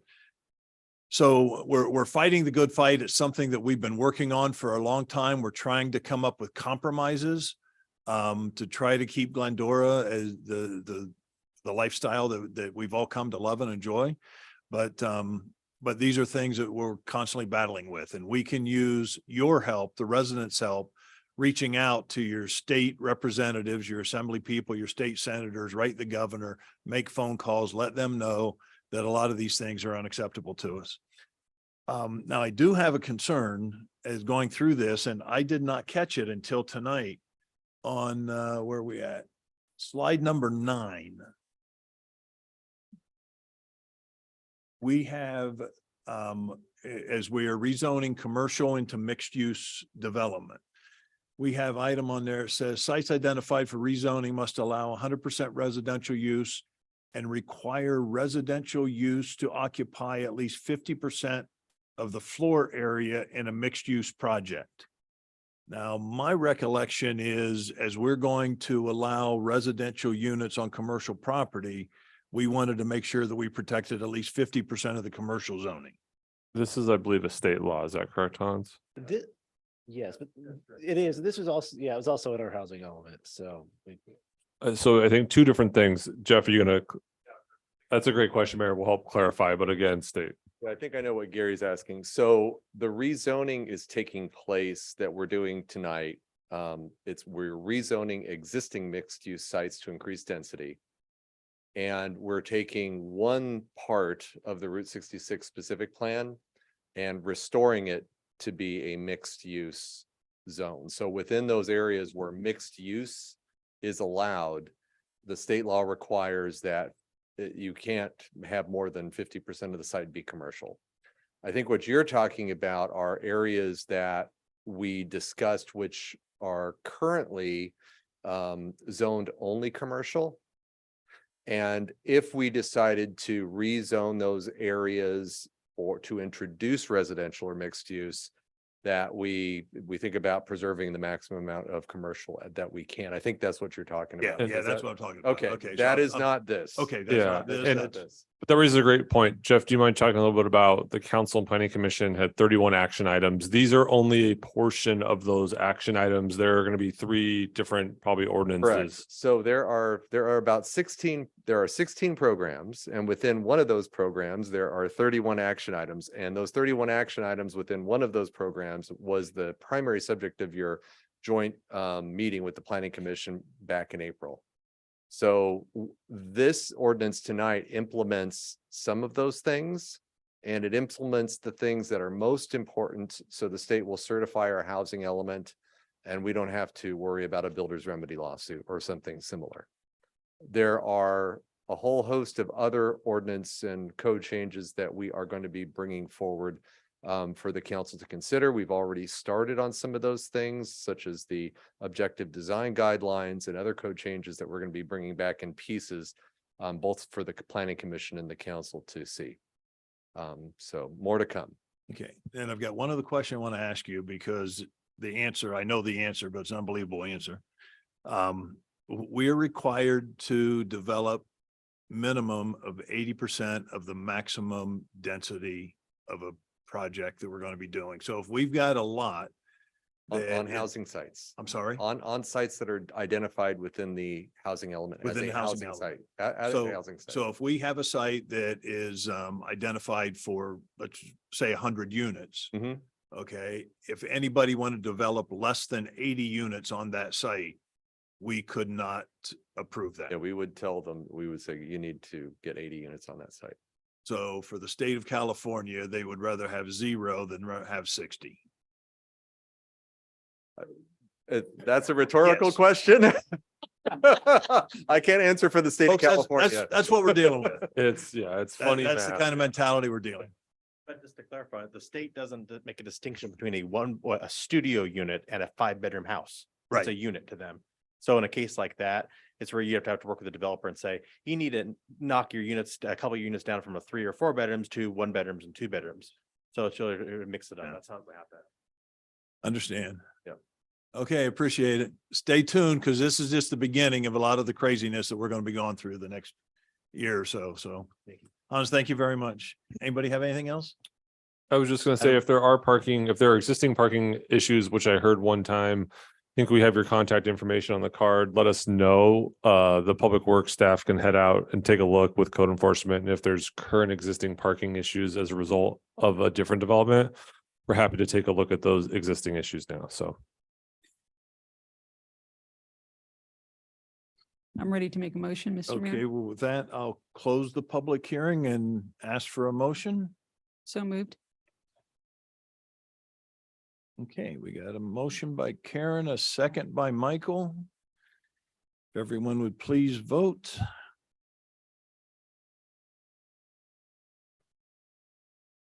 Okay, so a motion was made by Councilmember Davis and second by Councilmember Alves. I will now conduct an oral roll call. Councilmember Alves, Yes. Councilmember Davis. Yes. Councilmember Fredenal, Yes. Mayor Pro Tem Thompson, Yes. Mayor Boyer. Yes, Motion carries 5-0. thank you.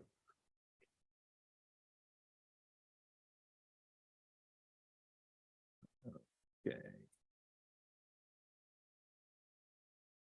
I'm lost. I got pages out of order or something here. What did I do?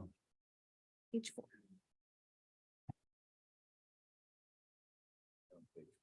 Mayor, we are moving to bring back Kyle for a joint budget, our 2-year budget item. Okay. Where am I at? I'm lost. Reading that file for whatever.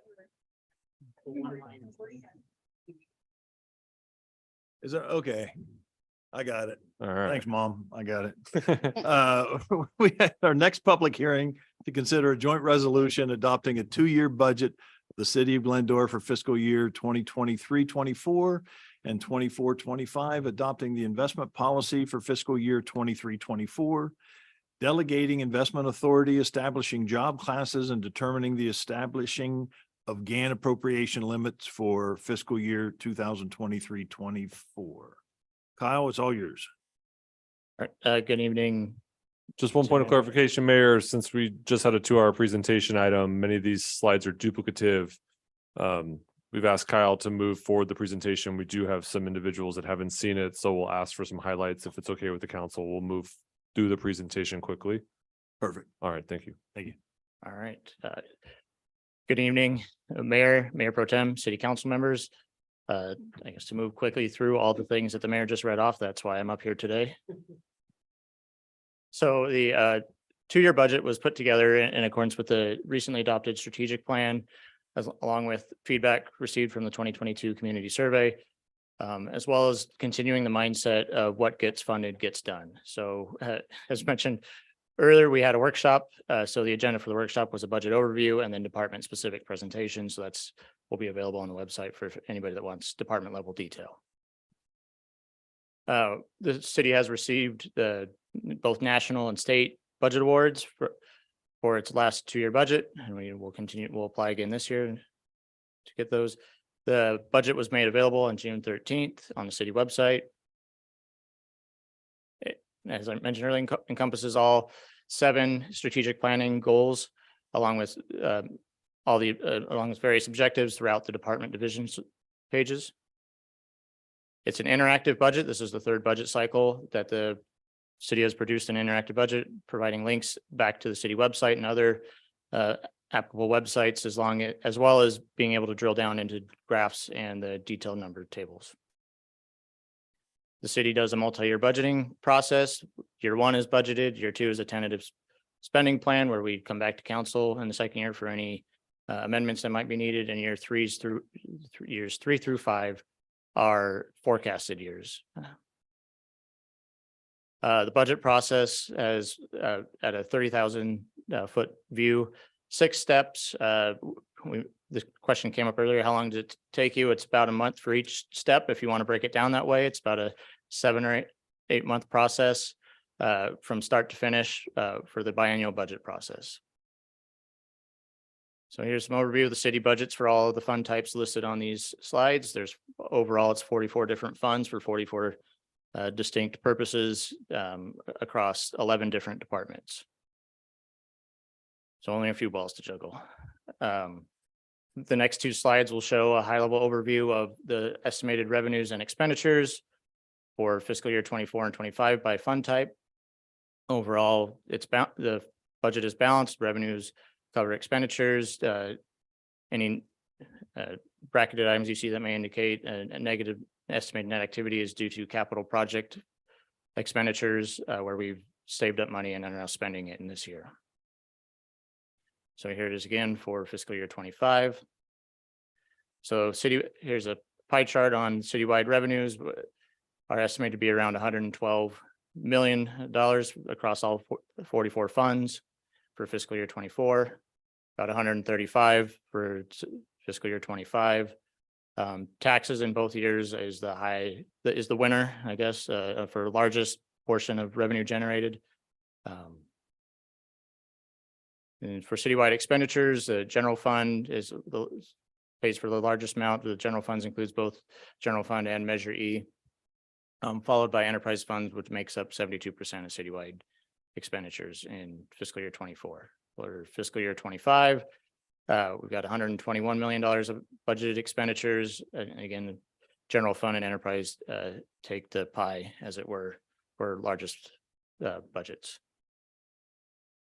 So here's a table showing the change in authorized positions over the last 4 years. There have been about an approximate 6 position increase from fiscal year 23 to fiscal year 24 and 25.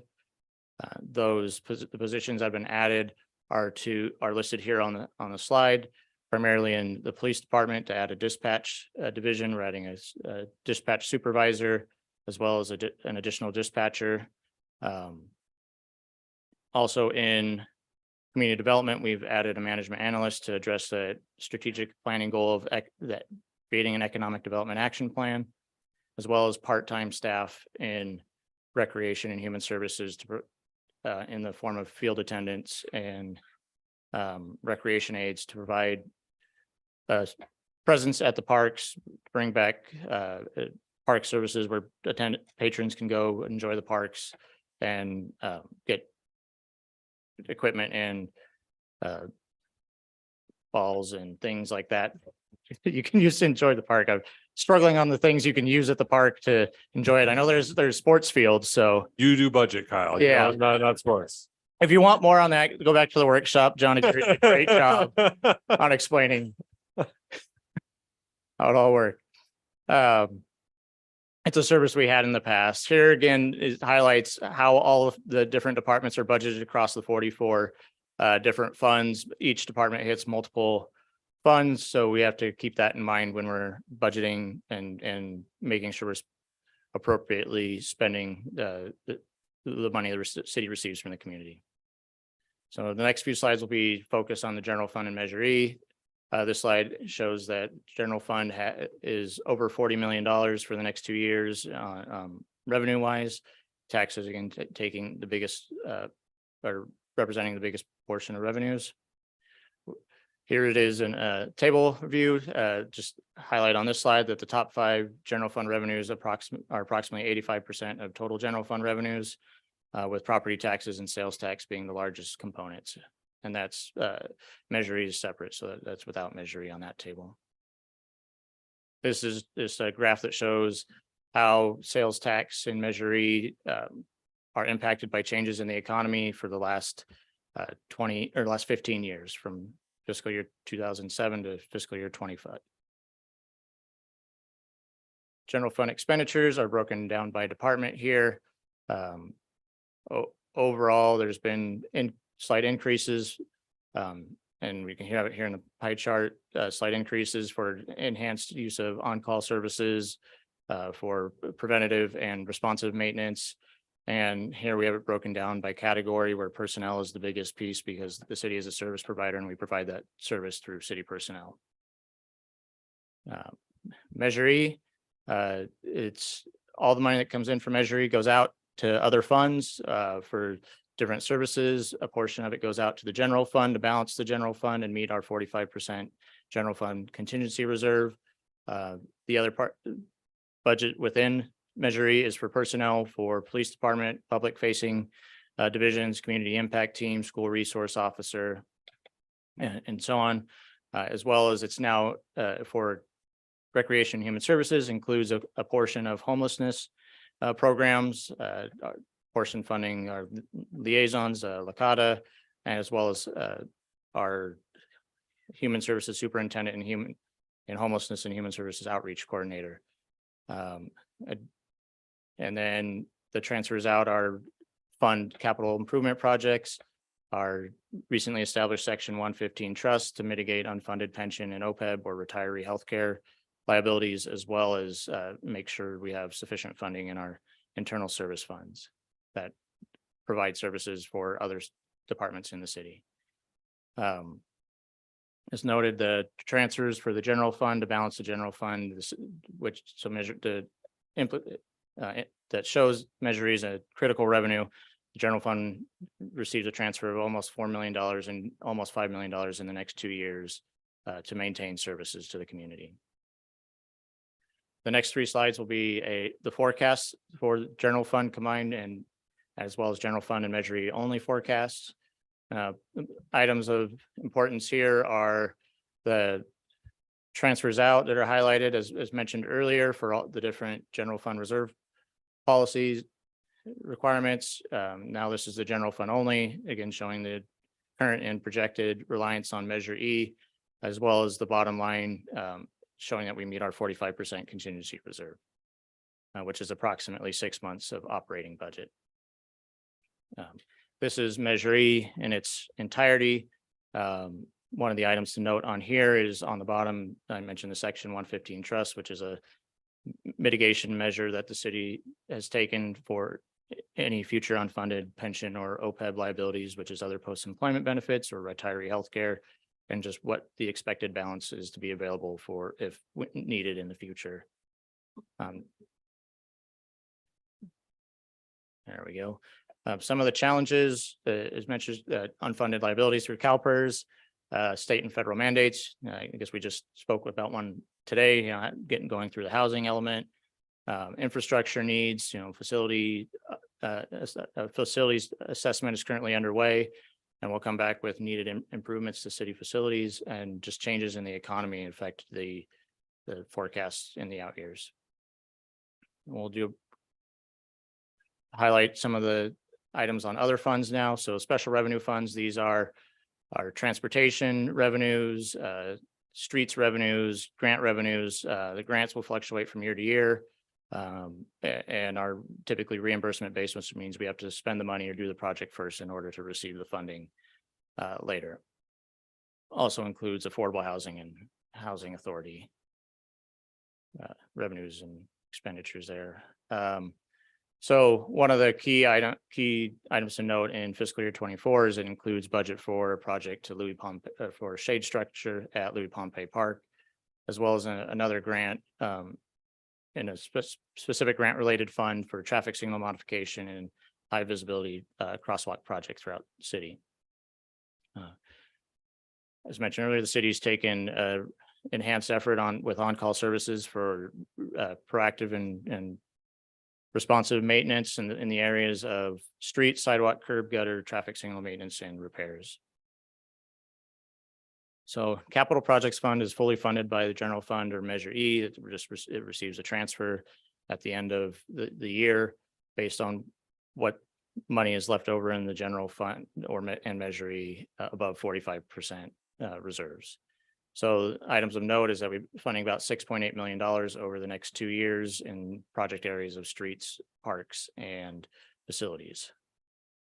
Debt service fund is just a fund that collects all money from multiple other governmental funds, so special revenues and general funds to pay towards the 2019 pension obligation bonds that were issued 3 fiscal years ago now. So now we've reached our enterprise funds, which is our water operations and water capital projects funds. Overall, it's important to note that there have been some assumptions made for the infrastructure assessment as well as water rate study that generally revenues will cover expenditures in the forecast, as well as the ability to fund an approximately $30 million capital improvement plan through fiscal year 25 to 28 through the issuance of bonds, an assumed bond issuance, and the results of the rate study. But still will have to come back before council and go out to the public before anything is finalized or implemented. So again, we have a 5-year forecast for the water funds, both operating and capital.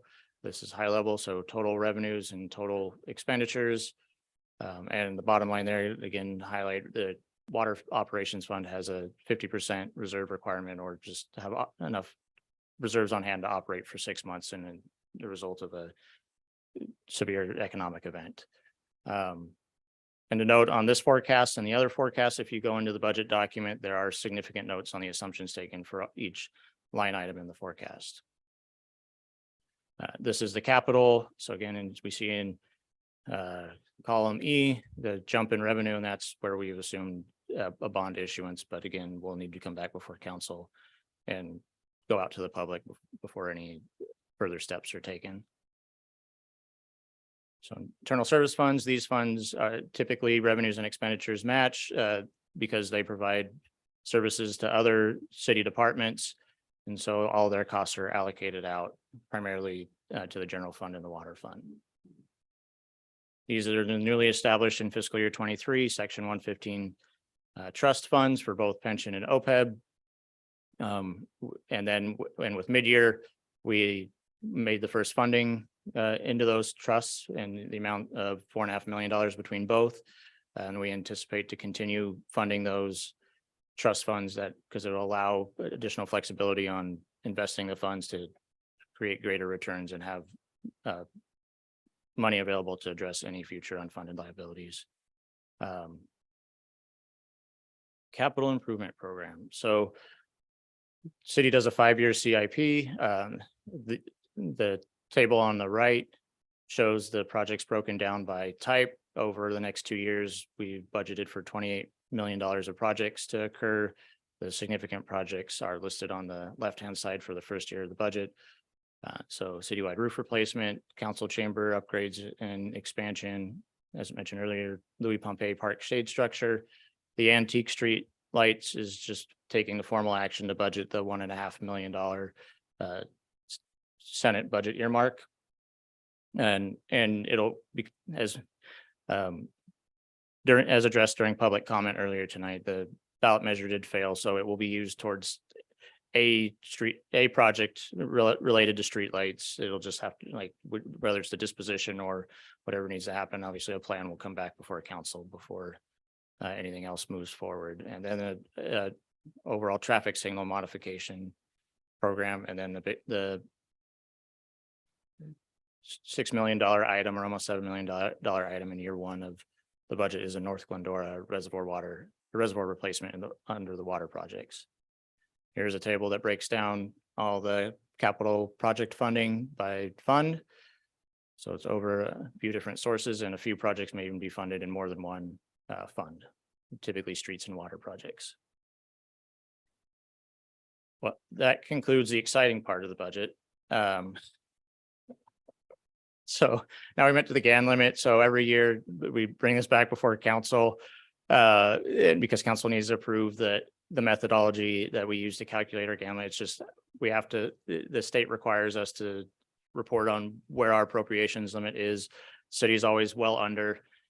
So at this year, we're 29% of the appropriations limit, as the calculation shows. So available after adoption will be the budget in brief. It'll be available on the city website, as well as the budget by numbers will also be available on the city website. The budget in brief, as it has in past years, will also go out in the utility bills for the customers that the city provides the water service for. And we're working on those right now. So I thought it was important to mention once, it must be important to mention twice. We got awards for our last 2-year budget.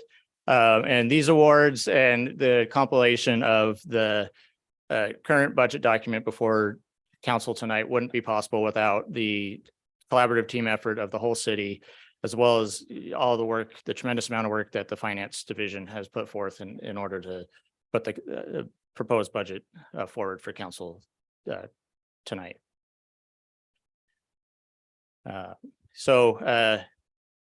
You'd think with that recognition, that would have been the end of this presentation, but I've got more. So we also included in this presentation is the investment policy. We have to bring it back for annual update. No major changes. This language is also in the California Government Code, but it just felt relevant to state. It's basically, we can't buy an investment now and have it settle further than 45 days out. It's got to settle within 45 days of us purchasing an investment.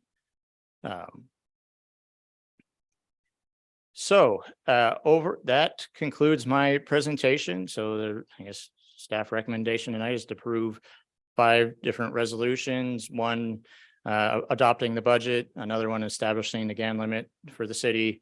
The third, adopting the investment policy. The fourth, delegating resolution of investment to the city treasurer. And the fourth, amending the authorized position control listing and the classification compensation plan for the city of Glendora. That concludes my presentation. I'm available for any questions. And so is Marie, and I see a few other city employees that I guess they were back for round 2 after the budget workshop. Yeah, appreciate it, Kyle. Okay, with that, I will open public comment. Invite members of the public to speak on this item only at this point. Do we have anybody? If you're here in person, you fill out one of the speaker cards and you can come up and speak. You're limited to 3 minutes to speak. Do we have anybody that wishes to speak on this? I don't see anyone. Do we have anyone on Zoom? We do not have anyone on Zoom, and I did want to inform you that we did receive 2 correspondence. We incorporated it in the agenda packet and distributed to council and made it available to the public. Okay, appreciate it. Thank you.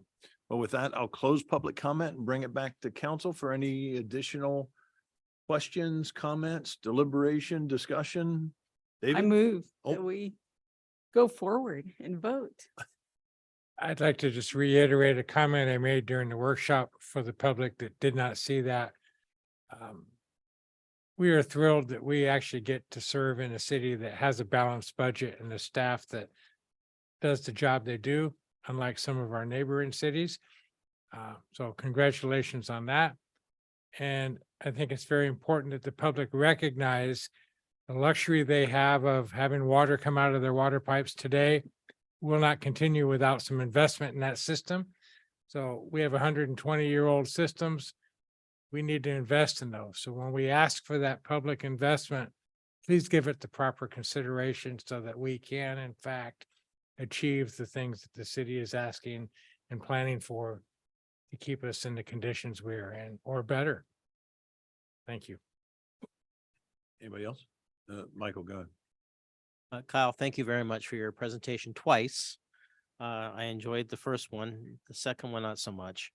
Um, And the staff, you guys did an amazing job. I mean, it's an awful lot of work for the 8+ months you've been working on this, and we, have our 2 hours of presentation that Kyle gave each one of us independently, and then various different chats we've had with Adam through our briefings and everything. And there's an awful lot to absorb. It's like drinking water out of a fire hose and still trying to retain it somehow. And I get reminded all the time from Adam that I don't always retain it. But that's a topic for another discussion, another day. But again, staff, you did a wonderful job, and I'm very appreciative of that. We have a lot of money, you might say, in reserves, which makes me feel comfortable. We have some unknowns out there with the state budget and things of that nature, so I know that we're in great hands with what staff has done and how the city is being managed and run. So thank you very, very much. And Adam, thank you very much for being the leader of this motley crew. You've done a great job with it, so thank you. Okay, thank you. And I just want to note, within the presentation was a 5-year projections for our budget moving forward. And it wasn't that long ago, we were sitting up here and looking at a lot of red numbers in those projections.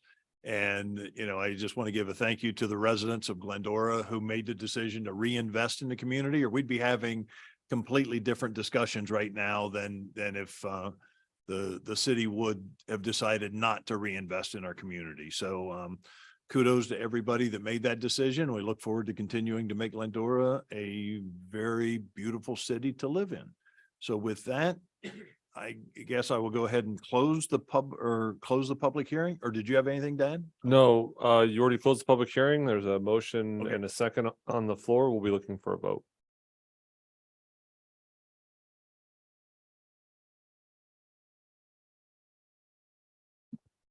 We have a motion from Councilmember Davis and a second from Councilmember Frednall.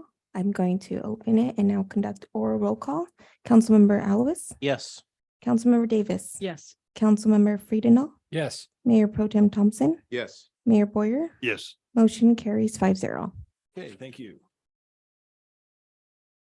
That's by popular demand. Next up, Okay. item number 4, have another public hearing to consider a resolution establishing and amending the master schedule of fees for service for fiscal year 2023-24. Welcome back, Kyle. I just thought maybe if I turn left, it'd give a different look. Naturally right-handed. So, good evening, Mayor Pro Tem. Oh, he's in the right one, I think. Yeah. City council members, the item before you tonight is the master fee schedule and updates to it. The master fee fee schedules is updated for 3 reasons: to full recovery of third-party costs, to make sure we have fully allocated employee personnel costs, and to establish the necessary cost recovery ratios. This was also made available on the city website on June 13th. Same time as the budget. So no major changes, mainly just stating that for the first 2 under passports and CCW, that the state or federal government requires us to charge certain fees. And if they change their fees, we change our fees because we're just trying to be in line with the state or federal government. For recreation and human services, we updated certain fees for facility rentals to recover actual costs. So the next steps, after adoption, the approved master fee schedule will be posted to the city website. Department forms will be updated and processes will be revised to include the new fees. And then we'll continually evaluate FY 2024 revenue assumptions as for the impact of, I guess, changes in federal costs that are passed through to us. So the recommendation of staff is that city council adopt the amended master fee schedule. That concludes my presentation. I'm available for any questions. Okay, appreciate it, Kyle. I will open public comment for the public to testify on the master fee schedule. Do we have any members of the public who have turned in comment cards? No. No public Okay. comment cards. Anybody on Zoom? No one on Zoom. Okay, then I'll close public comment and bring it back to the council for any additional questions or. I'll move recommendation 1. Second. Okay, so Adam, anything to add? I guess now will be a great time to thank Kyle. So I know we joked earlier, but we're very lucky to have someone like Kyle in the number 2 position that does everything he does. From the budget presentation you just heard to the workshop, a lot of the day-to-day and direction of traffic happens from Kyle. So I know Marie does a great job empowering Kyle. He's also doing our ERP system all at the same time. And so Kyle, we thank you. I know we give you a hard time. We blame everything on you. So that just means we like you, but you do a great job for us, and this isn't easy. It's not easy standing up there and doing all that stuff. So a sincere appreciation from me, and I know the council that you've heard and your fellow colleagues that are here this evening to support you and to hear your dad joke. So we're appreciative for everything you do, and thank you very much. Okay, thank you. With that, I'll go ahead and close the public hearing and ask for a motion. Already Believe it- did. Got one already? Second. Okay. So motion by Councilmember Alowitz and second by Mayor Pro Tem Thompson. I'm now going to conduct an oral roll call. Councilmember Alowitz, Yes. Councilmember Davis, Yes. Councilmember Fredno, Yes. Mayor Pro Tem Thompson, Yes. Mayor Boyer. Yes. Motion carries 5-0. Okay, we weren't able to vote on. On here, do we need to do that? I just did it for you. Oh, okay. Appreciate it. Of course. Okay, that brings us to our consent calendar. Items 5 through 7, items on the consent calendar will be enacted by one motion without individual discussion. Unless a council member would like to pull anything, would anybody like to pull any items? Oh, I'll move items 5 through 7 on the consent. I'll second that. Okay, I opened it for your voting. And we have a motion from Councilmember Alowitz and second by Councilmember Fredenall. Or a roll call. Councilmember Alowitz, Yes. Councilmember Davis, Yes. Councilmember Fredenall, Yes. Mayor Pro Tem Thompson, Yes. Mayor Boyer. Yes. Motion carries 5-0. Okay, that brings us to the end of our agenda. Any Just want to wish Councilmember item? everybody a happy 4th of July. Be safe. anybody else? Adam? I just wanted to say thank you to the chief. We already touched base with Inland Valley on the coyote issue, touched base with the residents that came and spoke tonight, and touched base with the resident on the parking issues as well. And homeless services will be in touch on the individual that spoke this evening. Okay, appreciate that. Bill, anything to add? I was thinking the same thing. Okay, with that, we are adjourned at 8:49. Have a great 4th of July, everyone.